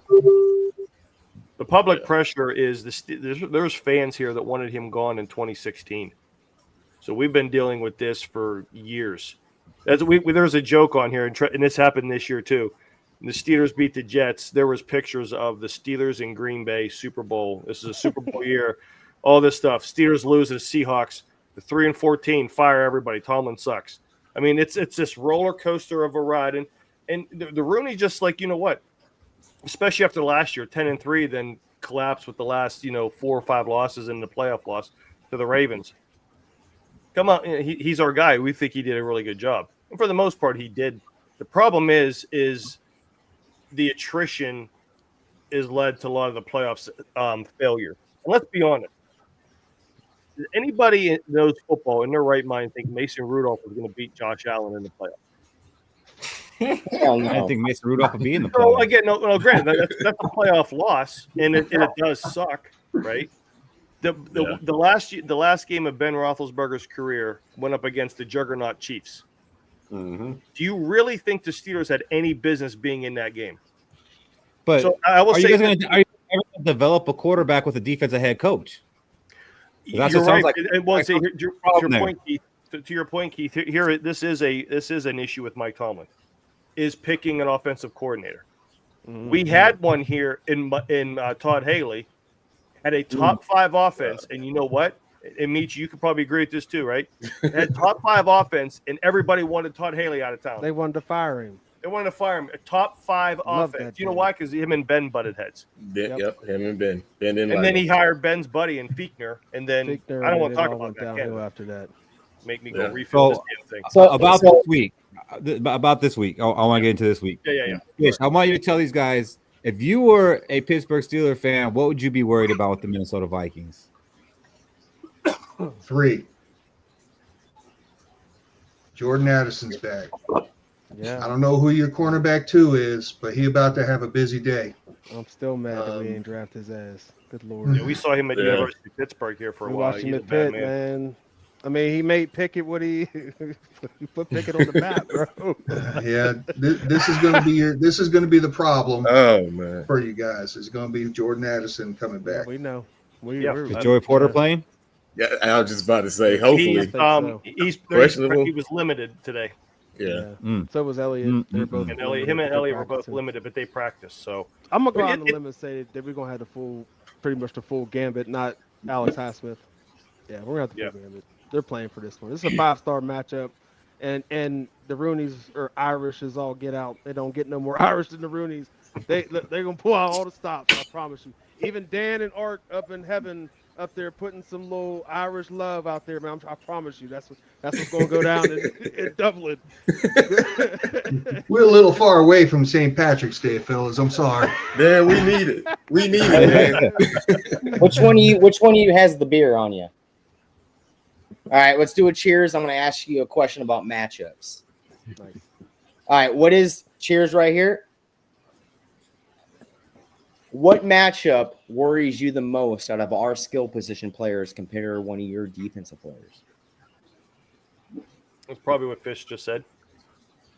Addison, and it's not. I'm not going to slight Jefferson either. He's a problem for everybody. It's the quick, shifty receivers. I mean, Jefferson's is a stud. He's arguably the top 2 receiver in the league with him and Chase, right? Yeah. But Addison's shiftiness in his route running worries me. Double moves worry me because the defense is very aggressive, which could be suspect to a double move. So I think that he worries me the most. Out of all the skill positions, Hawkinson I think will be good. No matter what, but Addison worries me the most. It's not a player; it's a schematic. You guys run deep crossing routes very well. and we do not cover them well. Yeah. I'm very concerned about that's that. kind of a Especially problem. Especially when you got Justin Jefferson and Jordan Addison doing the crossing. That's a problem. Jumping with Jack. Did Chase play last week or was he injured? I don't remember hearing his name. He did fumble the ball. Oh, so he did play. Oh, so he played. Okay. I wasn't sure. I saw one LSU guy play. So, you guys got any questions for us about the Vikings? I would say, what's one person on your team that you think the national media doesn't give enough credit to? Javon Hargrave. You guys know who he is. Yes, we do. That man has been everything we could have wanted him to be so far. We know. Do it. Is he? Yeah, he is a stud, man. He is a stud. When I think talked might have shed to a tear somebody at whenever work he who's a got let go. 49ers fan a few weeks ago, well, before the season, we were talking, and I was saying how much I loved the Mason pickup, and I asked about Hargrave, and he's, well, the thing about Hargrave is that his drive was being questioned, like, taking a lot of plays off and stuff like that. I can say with certainty that through week 3, that is not the case. That man is playing like he's got something to prove. Yeah. God bless him. He's one of my favorites. One of my favorites that got away. At one point in life, we had Javon Hargrave, Stephon Tuitt, and Cam Hayward. Oh, PTSD all over Damn the shame. Oh man. I'm gonna say it's a guy that you guys definitely heard of now, but it's Isaiah Rodgers, and that's why you're talking about doing like all these little quick passes. I don't think Isaiah Rodgers is going to be having that. Like I know, like now people know who he is because he had the turnovers and the touchdowns, but the guy is a lockdown man cornerback. So whoever they put him on, I think you can just take that guy out of the game, and that's going to make things harder for Aaron Rodgers. And I think that's why our defensive line is going to get there. So, and I think it's Isaiah Rodgers, the one that wasn't getting credit from the media that all of a sudden is. He was getting it from us the whole way. I mean, yeah, all of us, all right? 4 of us. Yeah. The one thing that's unique about our offense is that there are different toys to play with every single week, right? And they haven't. There's some toys they haven't even messed with yet. Mount Washington's one of them. They haven't even scratched the surface on what they could do with him. Where's Scotty Miller, right? Where's they haven't touched Roman Wilson yet.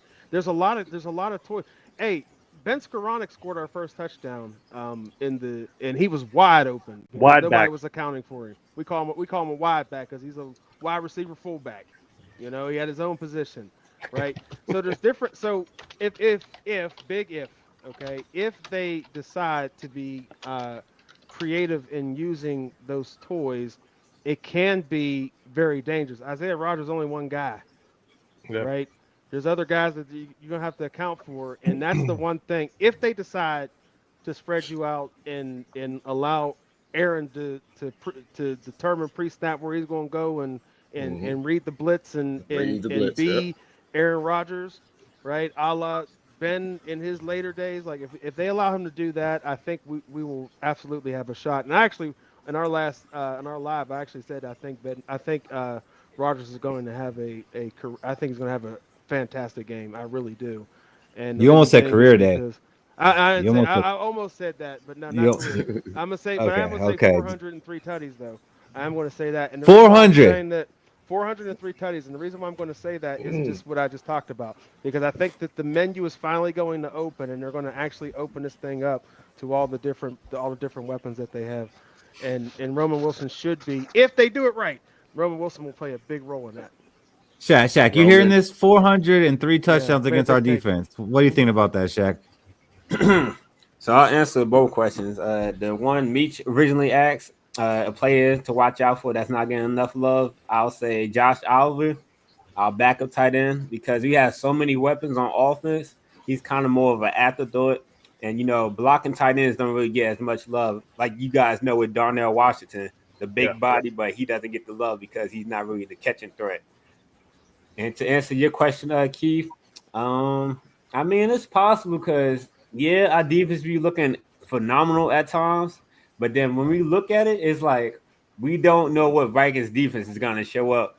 The one that showed up against the Falcons or the one that showed up against the Bengals. I'm hoping it's the one that showed up against the Bengals and the first 3 quarters against the Bears. So, I believe we haven't allowed 400 yards in 3 games combined. So, law of averages. Hey, you guys might be the first 200-yard passer. I'm gonna let you Steelers fans know about a underrated player, under the radar player. It's a 7th round pick coming out of Texas A&M Commerce. Oh, I don't know if you ever heard of this guy. He's got the locks that look like Palomalu. He just the center of this offensive line. He gets after the quarterback. He stops the run. It's a guy named by Levi Drake Rodriguez. We call him LDR. Every single game with the snaps he is in with the rotation, he has done nothing but excite us Vikings fans when he's out there. And you're going to have a difficult time with our rotation of our defensive tackles, interior defensive line. I agree with that. I like that one. Jonathan Allen's a freaking. And Jonathan Allen ain't even really showed up yet. Yeah. That's the funny thing. Yeah. Well, he can take another week off if he wants to. I mean, really, it's okay. What's your injury report look like? Pretty good. Besides the guys who were like already marked out before this week started, the only real concerns is Hargraves actually was out yesterday, was limited today. I think he plays. But Van Ginkel has been out yesterday and today with a neck injury, and he only played 8 snaps last week. So the 2 biggest concern of them, I think Hargrave plays. I'm not sure about Van Ginkel, and that's a big loss for us. I mean, cabin pressure is not good for bad necks. That's a long flight. We should stay in Minnesota. It's okay. It's all right. Anybody with a concussion ain't making the trip, right? That's right.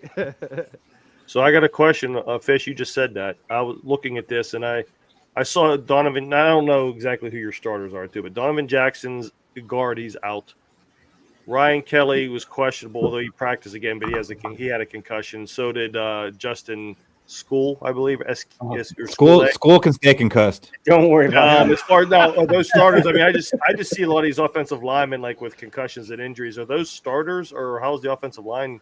Skol was starting in place of Darisaw, and as far as I'm concerned, we should take him on the trip and push his ass out the plane in the mid-Atlantic without a parachute.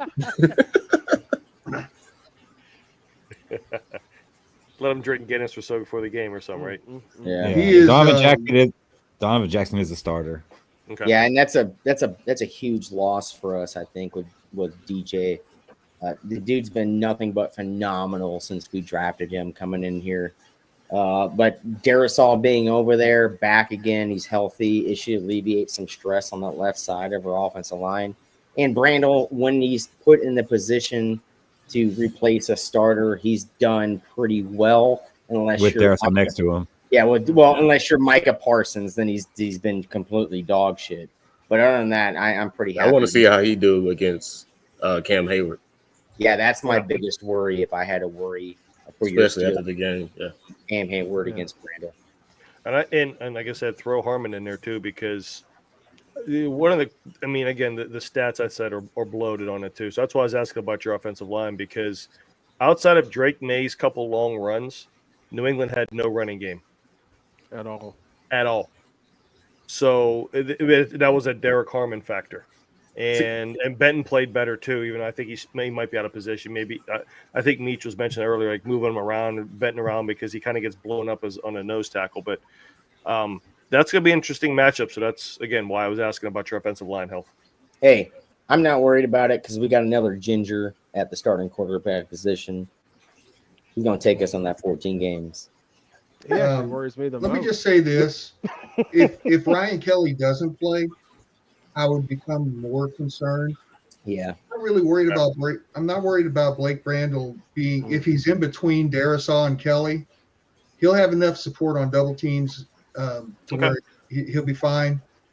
But if Ryan Kelly doesn't play Jurgens, I'm probably a little more iffy about the interior of our offensive line. As for the run game, with Darisaw on there, I think y'all are going to have a problem with us running over the left side, even with it being Brandel. There is a monumental difference when Darisaw is in the game in our ability to go over the left side. Yeah, I liked him coming out of college. I know he's a stud though too. The only guy, we had a guy who's kind of an out of place guy is DeMarvin Leal, who could play over there. He's not necessarily the pass rush guy, but he's a bigger body that might be able to get with get with him as well. But Herbig's a smaller guy, so maybe the speed factor could be a problem there too. But we'll see. Like I said, that's why I think it's a great matchup. I think two good teams still trying to figure each other out. Incomplete on both, like Keith and Cody were saying, and it is what it is. It's week 3. I think all teams are incomplete really right now. It's week 3. So when it comes to the run game, what worries me, and based off of last week, like you said, they didn't break out big runs. But the thing was, when they needed to run the ball, they ran it down our throat, kept converting over third downs and picking up 4th downs alone. One thing y'all said about the Steelers, the steel curtain, I said it on my podcast with Big Jag. I told him he called us a shower curtain. I said, man, we're the steel carpet. We're the steel carpet. We ain't a curtain at all. We're not a curtain at all. We're the steel carpet. You can run. You can do what you want. Hopefully that changes. So when it comes to the run game with y'all, I got to respect them. But at the same time, it's more on us. What are we going to do? Because that's one of our calling cards on defense, being able to stop that run and run the ball. So if our offensive line can do something, Jalen Warren can sauce him up. My man been doing hurdles and all. Give him something, Give him some push and defense. You got to stop the run. And I think we'll be all right. Send the pressure at Carson Wentz, too, because I don't think he really wants the smoke. Oh, hey, Joe, what's up? Good for you. They talking in the chat. That's fine. He would be the one guy that if the Steelers win would make all the excuses in the world and also would not show up in chat. So it'd be the rest fault. It'd be all kind of other shit. So I got hey, listen, you guys could talk all the talk. I got nothing respect for both of them, but have your fun. Yeah. Actually, I think Brian Flores should have stayed here.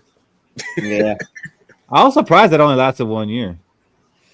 Well, I think he wasn't really a defensive coordinator for them. He was like a defensive assistant. It's Mike Tomlin. Mike Tomlin gave him a job just because he shouldn't be jobless. He's too good. Yeah, he really should. Yeah. And I think the disconnect was Mike wanted to keep his hand in there, and maybe Brian wanted to run things his way. So that's one of the things I'm looking forward to this game, seeing that matchup. What defense is really going to win? Brian Flores led or Mike Tomlin, Terrell Austin led? So it'll be fun. Yeah. Hopefully Aaron Rodgers can pick y'all apart when y'all try to do some exotic blitzes and stuff like that, changing your defense, catch 12 men on the field. Maybe we can, get some penalties out of y'all. So. Talking about B-Flow. Right now, a lot of the talk is Aaron Rodgers versus B-Flow for a matchup, right? Well, in the past, it would be Justin Jefferson versus Jalen Ramsey. So why isn't it not Justin Jefferson versus Jalen Ramsey? Why is it Aaron Rodgers versus B-Flow? I think it's because when the secondaries all together, it's way more than just Jalen Ramsey. You know what I mean? I mean, you're talking about Darius Slay, who's also a Super Bowl winner. And you talk about JPJ, and then you add into the Deshaun Elliott as well, and then you can move Jalen Ramsey all over the place. He doesn't always have to. He plays corner. He's in the outside. He plays slot. They got him playing safety. They had him playing free to one time. He was back 20 yards, playing free safety. They move him all over the place. So. I think what they're going to end up doing to Jefferson is they're probably going to bracket him. Is probably what they're going to do, and probably try to take him out of the equation the best way they can. But that's going to open up Addison, you got to kind of pick your poison when it comes to this. And let's just be real. It ain't Yeah. Aaron Rodgers versus B-Flow. It's Aaron Rodgers versus Hitman. Yeah, this could be the end of that saga. Yeah. We thought it was last year. But, Yeah, I picture Harrison Smith versus Aaron Rodgers like I picture Sugar No Moss. Like that's just how it's like. It's always like a boxing match like that between those two. Man, it's so awesome to watch every year. hold on. I gotta profile this one. This is what I'm talking about right here. Keep waiting.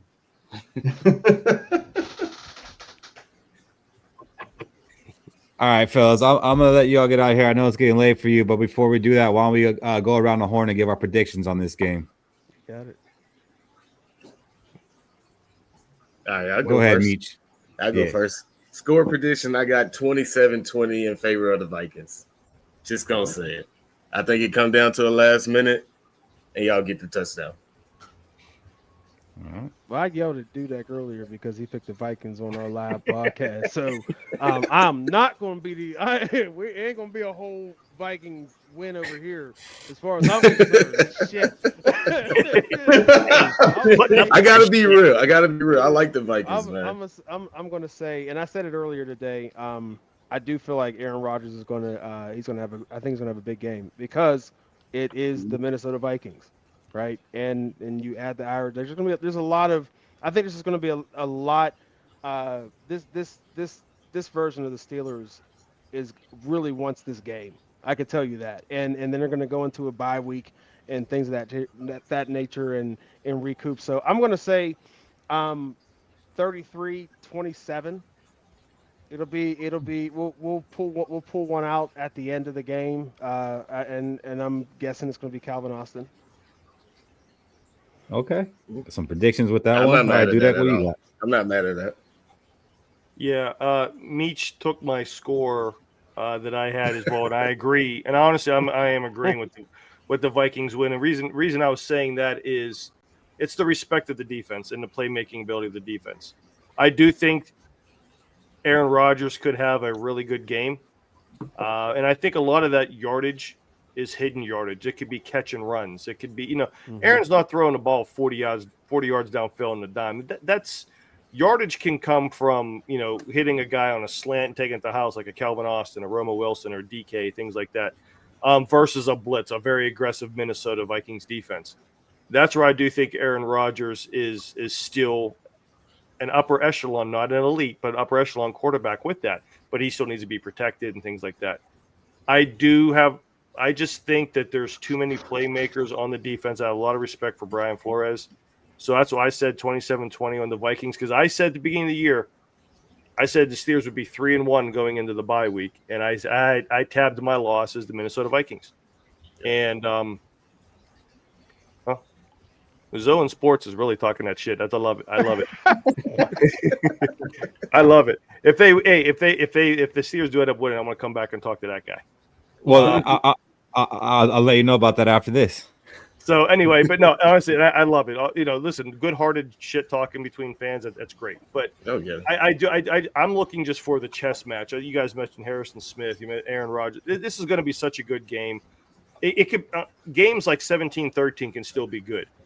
I think 27-20 will be good. I do think the Vikings do prevail here, though. I do think there might be some of that Rooney Ireland stuff going on maybe there. So hopefully I'm wrong, but that's the way I see it. And just to throw in something real quick, Mike Tomlin's 24-11 in one-score games. Mm-hmm. It can go either way. So either way. Well, he coaches well and messes, if you will. not to Pittsburgh in 3 years. Not to burst your bubble on the one-score game. I'm going to call it like this, just like I called it last week against the Bengals. I didn't think it was going to be close. I thought it was going to be 27-10 Minnesota Vikings. They only scored 10 last week. I think it's going to be a 31-13 ball game. Minnesota Vikings winning this. I don't think it's going to be close just because of the run game. I don't think you guys got the run game to move forward to keep the head of the chains, keep time of possession. I think Minnesota Vikings wins in a blowout. This ain't Cincinnati. Just go throw that out there. But your offense looks like Cincinnati's defense. Hey, defense win championships. Show me one. Like I said, at some point, I would just say this. Like I said, I don't know if it'll be this week. At some point, the team that we thought we were getting in the offseason is going to show up. I just don't know when it's going to be. Yeah. I'm telling you. What you're talking about, Cody, about the tradition, about the Pittsburgh Steelers, there's still an aura about them. It's definitely not what it used to be. At some point, it's going to show up. And maybe not you guys, but there's some fans that are going to sit there and go, "Oh shit," because they're not dominating the league like we used to. So, but we'll see. Like I said, I'm looking forward to the game. It'll be a great game. Got to wake up early for that football. That's early. That's 6:30 a.m. for me. See, I'm winning this one tonight, but on Sunday I'm losing because that's 6:30 in the morning for me. That's the perfect time to watch football. No, it's not. It's the perfect time. I could not do that, man. Keith, I feel you for that, man. I couldn't do that on a regular basis on the West Coast, man. Like, no. I hate 10 a.m. games. Like those. Like I got to get myself out of bed like at 9:50 and hurry up and get the thing turned on. Like 6:30 is just ridiculous. So you guys win on that one. You know, I know 9's still early, but it ain't 6:30. Peterson ain't even going to bed. Right, because it's 5 a.m. for him. He's in Alaska. All right, so I'm close with Cody. I got the Vikings win this one 30-16. Yeah. Cool. Nothing else to add to that. Just 30-16. Oh my goodness. I think we win this one pretty handedly. I think it's a bad day for Aaron Rodgers. I don't even know if he gets half of that 400 you're asking for, GB, but we'll see. If you guys don't know, we do this competition with points systems and like closest scores. Keith always bets that fucking teaser score the whole time. They got one of the best field goal kickers in the NFL. So they're gonna kick a lot of field goals. Last week he said 19 or some shit like that. Hey, look, we don't win football games off of that kicker. 19. No, for sure you have. It's gonna be hard to kick your way to 30 points because we're getting 30. Let's go, Boswell. Like a fish. Money buys. I put my money on him. So there's been one the mitigating factor that has not been mentioned at all tonight in our conversation about this game, and that's what's going to keep this game close to me and fit relatively low scoring. I'm going to say 21-17 Vikings, and the reason is going to be because of the playing surface. What are they playing on? Some Irish bullshit. Yeah. Well, I mean, they both got the European surfaces have kind of traditionally not been ideal playing surfaces. a lot of sloppiness. All right, Shaq, tell us why you got the Steelers. Okay, I'll tell you why I don't have the Steelers. Come on, Shaq. Sorry. We got faith in you, my boy. I believe the Vikings will win 21-13. I believe the Steelers will probably get a lot of yardage, but we're going to keep them out of the end zone. GV is fuming down there. No, he's not fuming, at all. man. He's fuming. We do have a good red zone defense. So do you guys. I'm just looking like, really? Everybody's saying we ain't gonna score. We only gonna score 13. GB, I had this game as a loss at the beginning of this. So I actually had us going 6-0 at the beginning, and then it gets murky. Then the water's. So Dan Oleski will hate you, my boy. Yeah, I know. Dan O will hate you. We don't see things eye to eye ever, so ever. Well, ever. So Dudek, to your point, I don't know what you guys do, but after every Vikings game, we do go live, and Zoe is usually here. So win or loss, you guys are invited to come join us. If you guys aren't doing your own show, you can come on, win or lose, and we could do this again and talk about it. And we actually let more of the audience come in on that show too. So maybe you could tell Zoe to his face, GB, if you guys end up pulling that out. And I'm gonna tell you, hold on, I'm gonna warm you up. This is Zoe. Hey GB, let me ask you a question. It'll eventually come. It'll come, yeah. Are you guys coming on with the podcast before the game sometime this week, or are you guys done for the week? probably gonna be done for the week. I got GB. He's very involved with the high school football team in his area, so tomorrow night is out. I have my daughter's coming back from college. I have some things to do, so it's then Saturdays.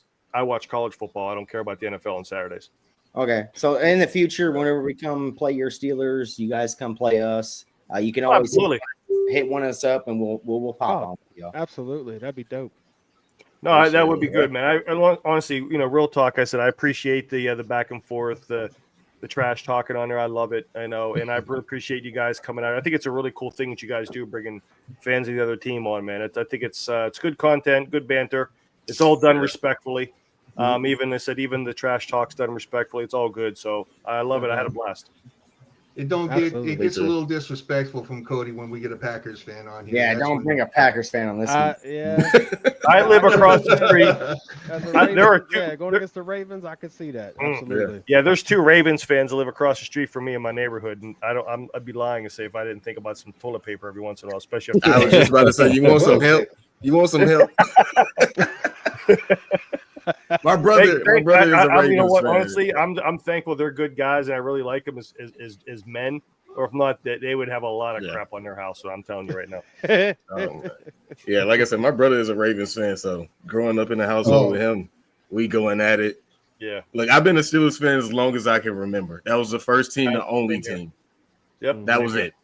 Didn't like nobody else, and then as I got older, learned the history, the Art Rooney, the Rooney Rule, and all that. Being a black man. Yeah, I like them. I like them. Nobody else. So me and him, when we play, win or lose, somebody got to get in the field, boxing gloves. Let's get at it. Yeah. We don't talk so much junk the whole game. Cody's brother's a Lions fan, so his family life has been hell the last couple years. Yeah, it's been rough. Everybody's a fucking Viking fan on my side of the family. Besides my brother, he's a Lions fan. So he's that dude at the podium. With the middle fingers up. Yeah. I got some of my family in here in the chat. They're New York fans, so they ain't gonna say nothing. Giants or Jets? Giants fans, they ain't gonna say nothing. It don't matter. Either one. Well, tell them Malik Neighbors needs to score me some fantasy points this weekend, or I'm dropping trade. Well, Russell Wilson quits throwing 30-yard bombs in the red zone. Yeah, he's retired. He retired today. He's out of here. Did he retire? Yeah, he retired today. He really retired because he got benched? He got benched. Yep. Oh, see, he needs a play so we get that higher compensatory pick. Yeah, so far that Sam Darnold and Dan. Yeah, when he got benched, that dropped. Yeah, it dropped like season tickets. Daniel Jones was a good quarterback. It was the Giants. Imagine that, huh? All right, fellas. Well, good luck with your channels. And Meech, we subscribed to you yesterday. I think we were either 100 or 101. I was trying to be number 100, and we subscribed to your guys' channel as well. So I'll be watching you guys and popping in like I did today. And like I said, you'll be here. I liked it. I like it. You know what? Honestly, I did not get a chance, but I'll make sure I go subscribe to your guys' channel as well. I appreciate that. I didn't get a chance to do it now, but I definitely will. And I'll look you guys up on the Twitters and everything as well. So can y'all plug your channels real quick? Go ahead, Birdcave. All right, So real quick, it's the Birdcave Meech. We got to hook up on some things here too, man. I appreciate hanging with you. Most definitely appreciate it. Thanks for the opportunity. If anybody out here, obviously we're born and raised Pittsburgh. We're Steelers channels, but we also talk a lot of other football, college football, NFL football, and we like to partake in the brewskis, which I've already killed here. So if you like talking football, drinking beers with the guys, and just talking some guy shenanigans, hop on over to the Birdcave YouTube channel with myself and GB. The GB, finish it up, brother. That's it, man. Coming through from the 412. That's what we do over here. Thanks for having us, man. Thanks for having us. Really appreciate it, man. This was a great deal of fun. Looking forward to many more podcasts with you guys in the future. Good stuff. For sure. And I link both of their shows in the description of this show, so you can find both of their podcasts, and especially in the off season, trying to find more football content. Absolutely. But awesome. Thank you guys. Absolutely. Thanks, guys. Take care, y'all. Take care, y'all. All right. Whoops. That was cool. That was fun. Again, that went a lot longer than I thought with it being an AFC, but when the flow's good, we keep it going. We still got some stuff to take care of here, Fish. I don't know if you want to go grab a Red Bull, a Monster, a coffee, your car. The end stream button. Is your car still parked where you left it? Uh, The fight's about to start, Fish. It'll be a quick fight, Fish. I just want to point out. I think it's really cool that we're like one of the first podcasters to bring other podcasters on their show and do the enemy the thing, and they witnessed it too. Every week we bring someone in, they're always like, "Oh yeah, this is the coolest thing," and I enjoy talking football with those guys and having a different perspective on the football game itself. Yeah, definitely cool guys, and hopefully they'll join us on Sunday after we beat them.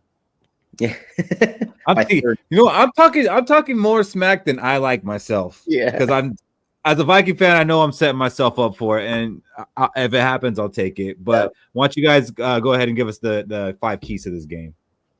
All right, so my first key of the game is fire up Fish. I want to know what Fish think is the key to the game right now. On the spot.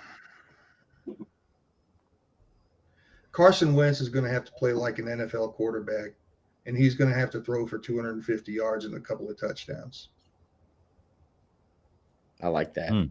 That's now if he does throw for 250, he has, let's say, 3 touchdowns, no picks, and JJ McCarthy's healthy. JJ McCarthy's the franchise quarterback, Cody. Shut that shit up. We keeping him. Ooh. I mean that's going to be a topic going forward. Let's let Carson Wentz do 2 games before we actually really start talking about that. That's some bye week talk for sure, because we got an early bye week. What's the second one? The second one is keeping the Steelers offense out of the red zone. They're like one of the top 3 teams. I don't know. Are they number 1? Number 2, 87% scoring touchdowns. Number 2, and we are really good at being a red zone defense. I mean, we gave up 1 touchdown in the red zone, and that was week 2 against Atlanta in the 4th quarter. So it's definitely going to be a chess match. I think B-Flow is at his best in the red zone for our defense. I think because adding that back end zone line, you add another player to the defense, and that's where he's really, really good. So it's definitely going to be a chess piece. You definitely got to keep the Steelers out of the red zone. We can't do bend. We can't do bend, but don't break against these guys. No, because they'll make us pay. They'll make us pay for sure. Yeah. And that's where, if I was going to be worried about Aaron Rodgers, it's going to be inside the red zone. But I think we keep him out of there, man. I think it's going to be a fun day to be a Minnesota Viking, and I need to knock it off. 100%. It's going to be a blowout. Sorry. If I suddenly see you posting that you're getting on a plane to Ireland, bruh. Fish, I think you're safe there. You're pretty damn safe there. Thursday in LA? No. $67? No. I'm not going to make that happen. Save that money for next year's Skol Fest. What's the third one? So the third one we got to focus on stopping their run game. Even though their run game is not in the top 30 or top 25 in the league, it's still what I want to stop. I want to make sure the Steelers are one-dimensional. I want to make sure Aaron Rodgers have no outlet by constantly having to throw the ball, gain these long yardage. Make sure he's uncomfortable, because a run game could bail him out, so you don't have to worry about the pass rush. But if we constantly having it stopping their run game and having him in 3rd and long, like the Steelers fans was mentioning what they been deal with, I'm pretty sure that gives us a good chance to win this game.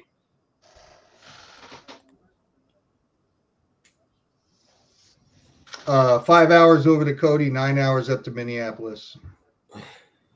Quick math, 14 hours. Quick math. What we got next? Easy peasy lemon squeezy for this kid. Continue next, we have number 4, make Rodgers check the ball down. The way you do that is you got to make sure everything's in front of you. What Aaron Rodgers is going to want to do is, if we have the pressure there, he's going to want to get the ball out quick. So make sure you have all your players playing up close, and then don't allow no yards after the catch. Once they get the ball, tackle them. 3 yards, 4 yards at most. Make him check the ball down. I Discount can double take this- check. I can take this last one, even though this one's Shaq's. Go All ahead. right.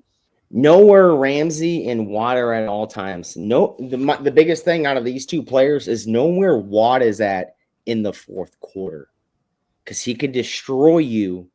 Right? I think I have him on an IDP league in fantasy. He didn't do nothing for the first 3 quarters.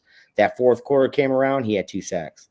He could shut your offense down really fast in the fourth quarter, and that's how the Steelers go out and win games. Right? Their defense clinches down in that fourth, and then they take it over in that fourth quarter. And that's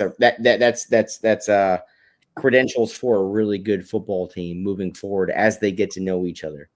So I'm not too worried about Ramsey at the beginning of the first 3 quarters. I'm not worried about Watt first 3 quarters. I'm worried about that fourth quarter defense. So know where they are at in that fourth quarter. All right, so we got Firefish up, which Fish said that Carson Wentz needs to play like an NFL quarterback. So this win is going to be more dependent on the quarterback. And I was going to, add on to the end of this and say that we actually just need Carson Wentz to do what he did last game. He's going to have to do it for a longer period. I don't want to see Carson Wentz try to play hero ball. Give what's given to you. I mean, take what's given to you. You got a lot of weapons around you. It's okay to take a sack, occasionally, but I prefer you throw the ball away. But I'd rather you take a sack than try to make a play that it's not there. So don't play hero ball. So fire up Fish is Carson Wentz needs to play like an NFL quarterback and a good one. A good thing about the fourth quarter with Ramsey and Watt, we're not going to need to worry about that, I think, this game, because we're going to be up like we were against the Bengals. Hopefully. 2, keep the Steelers out of the red zone. They haven't scored a lot of points, but they do score. It's in the red zone. 87% of their red zone drives have ended in a touchdown. Keep them out. Well, that also tells me on the backside of that is they don't have a lot of explosive plays. If they can't score from 35, 40 yards out, then. Not to this point was surprising. I thought that's what they brought DK for, but to this point, I don't think DK's been an upgrade over Pickens. So, again, saying all this stuff, I hope it doesn't come back and bite me. Focus on stopping the run game. I really don't think this should be a problem here. They have not been able to get their run game going. I thought Caleb Johnson would come out the gates and, be a very serviceable running back. But to this point, he's got 2 carries, and I don't see that improving this game. You got Kenneth Gainwell as I think their leading rusher. Jalen Warren's more like of a pass catcher, I believe. So this should be no problem. Slam dunk. I'm waiting on it. Just put him in. Just put Caleb Johnson in. I got next week, Shaq. Next week. I hope Rodgers is getting sacked and he's not gonna be able to check the ball down. I can see. I see 5 sacks this game. I see. Yeah. Yep. All the media blowout. This get up, NFL get up, NFL Good Morning Football. They see a blowout versus us versus Steelers. And then Noah Ramsey and Watt are at all time. That's good advice for anybody. Those are still 2 elite players, especially Watt. Ramsey can still make plays. That could be where Wentz is trying to play hero ball, that we got a problem with Ramsey back there. So just don't play the hero ball. Nice. Did you have a call in this game, Cody? Yeah, I did have a call in this game. The caller right now is Jordan Addison. He is the guy coming back for us. Right now, his over-under for receptions is 3.5. Hey, if you ain't a betting man, you are definitely taking the over on that 3.5 receptions with Jordan Addison right now. And I think it's going to make sense. You're going to give Jordan Addison the ball, all right? And I think they're going to be short yardage utilization catches, couple corner routes here and there, but he's definitely going at 3.5. That is definitely a solid 100% call it over 3.5 receptions for the game. Well, damn. I mean, I'm buying that. But what's crazy is I'm buying it, but it might be 4 catches. That's fine. Because no. It's still over that just because, I think JJ, the most he has is either 5 or 6. So we haven't, seen a receiver go off yet. But yeah, I'm buying that over 3.5. You too, Fish? Yeah, I think he's going to have about 5. Yeah, I'm buying. Yeah, I'm surprised that they're only going at 3.5. I'm like trying to see where I could bet this at actually. Let me get on DraftKings real quick. You could just And it looks like most got him at like 37 to 42 yards. I'll probably take that too. Yeah, I need Wentz to have about 20 to 25 completions in this game. That's a lot throwing. Jordan Mason is at 4+ right now for plus 101. So it's money made.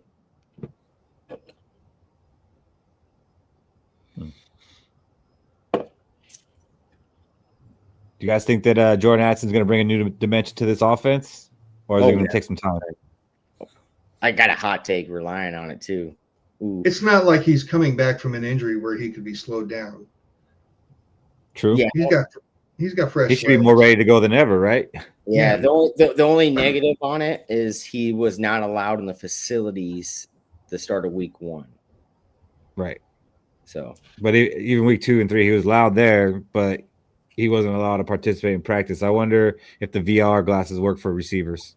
Well, yeah. I wonder if the timing, since Carson Wentz entered, since the week 1 of preseason, Carson Wentz entering the season, like, well, how does that mix with timing? That's the only biggest worry I got with Addison.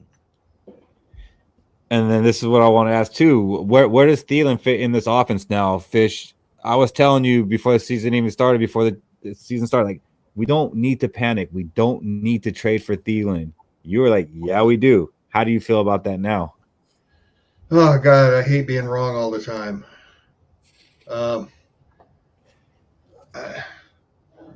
Can the man hold on to a ball, please? I mean, he doesn't get many opportunities in this offense, and he's going to get fewer now. That 1 or 2 passes that comes his way, can he just catch him? Just catch him. What did we give up for Thielen? Essentially a 4th. Yeah. We gave up a 4th for that. I mean, there's other parts, but it all equals out to basically being a 4th rounder.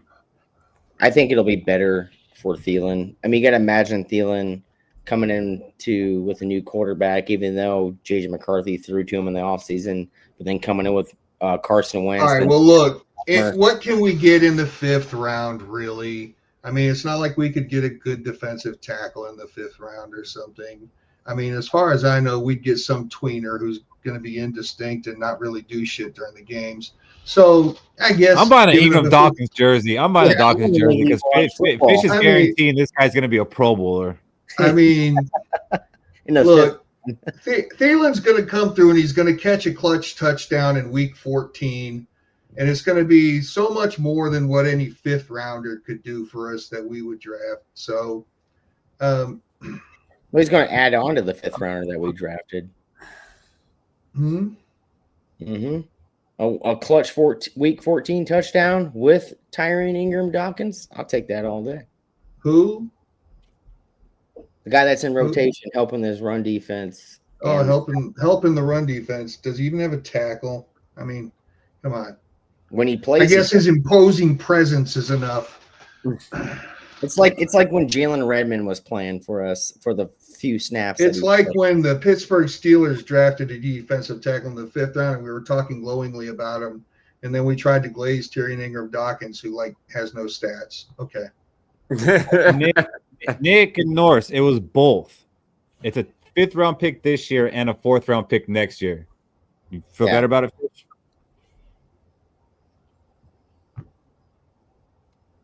No? Anybody? I feel good. We get a 7th and a 5th rounder in that too. Well, the hometown kid came back. You can feel good about the story. And we have enough picks. It don't matter. I guarantee. Here's my hot take: Fish's hot catch will be an Adam Thielen catch. There's my hot take.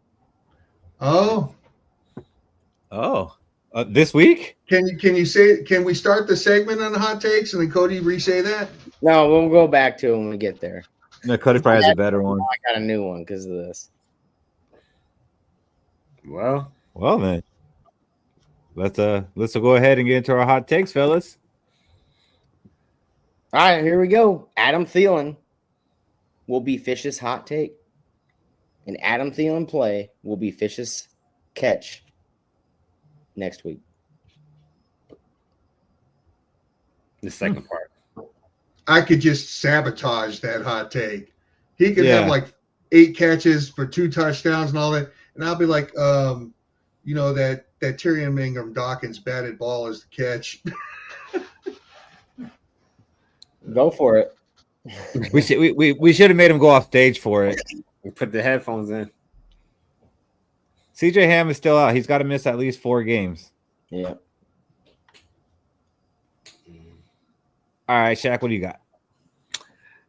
My hot take is Jordan Addison will have a catch that is 30 yards or more.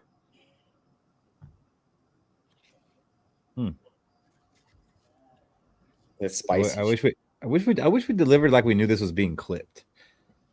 My bad. Jordan Addison will have a catch that is 30 yards or more. That was worse. All right, Michael Fish, what do you got? The last play of this game is going to be an Aaron Rodgers Hail Mary that's going to get batted down by one of the Vikings defenders. Okay. I don't know where you're going to go with that one at first, and I was trying to remember what your prediction was for the game. 21-17. Or 21. Okay. Yeah, didn't I? Yeah, 21-17. Yeah, you said that. It was something like that, yeah. All right. I could freaking see that, and you guys probably won't like me during that whole game if it's that close. Actually, I probably won't even be in the group chat because I want to watch the game, not hear it on radio. All right, I don't got a very strong one. Yeah, temporarily. All right, for my hot take, it's just going to be that we are traveling overseas to play our next 2 games. We're playing quarterbacks that are combined age of 81, and the Vikings will win both of those games by at least 2 scores in each of them. Oh, I was about to say at least 81. By a combined 81 points. That I would not make that hot take, Nick. Dang it, Fish! You took away my good hot take. How do you take away from me? Go ahead. Can I get a bonus? I'll clip whatever one's better. All right, check it out. Even though with Jordan Addison back, I think Justin Jefferson has his best game of the year so far. 150 plus receiving yards. So how did I take away that? Because you said something about Adam Thielen and it disappointed me, so I had to come back with Adam Thielen. Oh, okay. I actually got a question for you guys. I actually got a question for you guys about our hot takes. Are you guys giving me the point for last week? Yes. What's the point? Because I know I said won't get, but I gave you the wink, the tongue in cheek, and all 3 did hit. I gotta refresh my memory. Yeah, what's your hot take? I said Carson Wentz won't throw multiple touchdowns. Jordan Mason won't rush for over 80 yards, and the defense won't force multiple turnovers. The reverse psychology. That's a ding ding. Yeah. Intent plays into it. Sure, absolutely. You get the point for that one. Okay. What's your little guys? You ever heard of imaginary numbers?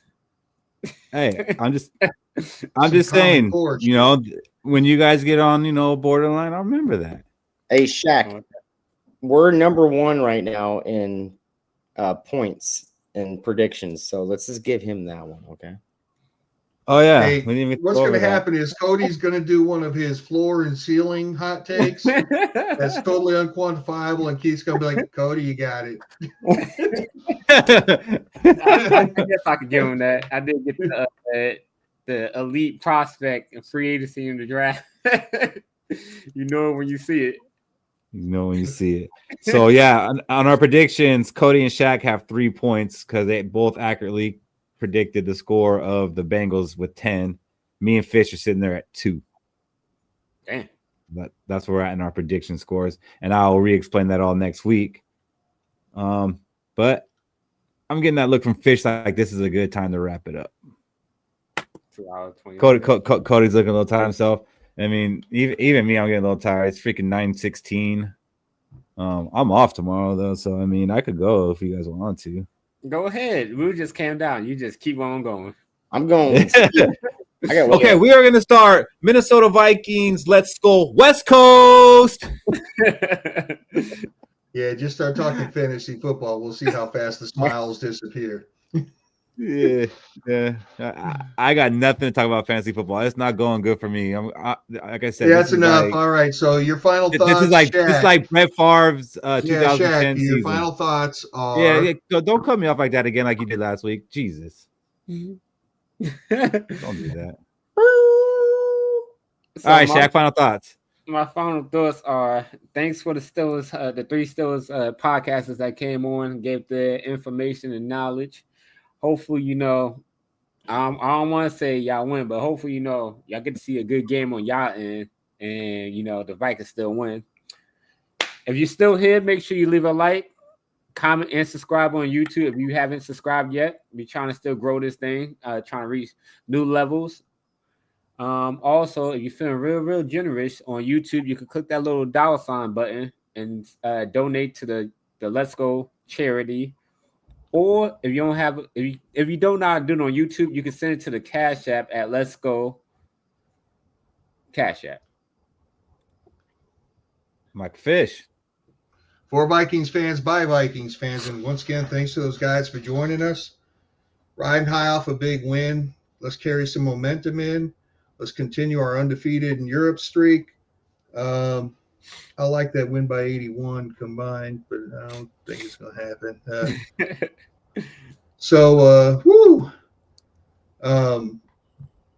Yeah, Aaron Rodgers. Let's get another photo op of Hitman running in with that big smile as he's about to sack him from the blind side. One more for the picture books. Other than that, let's go.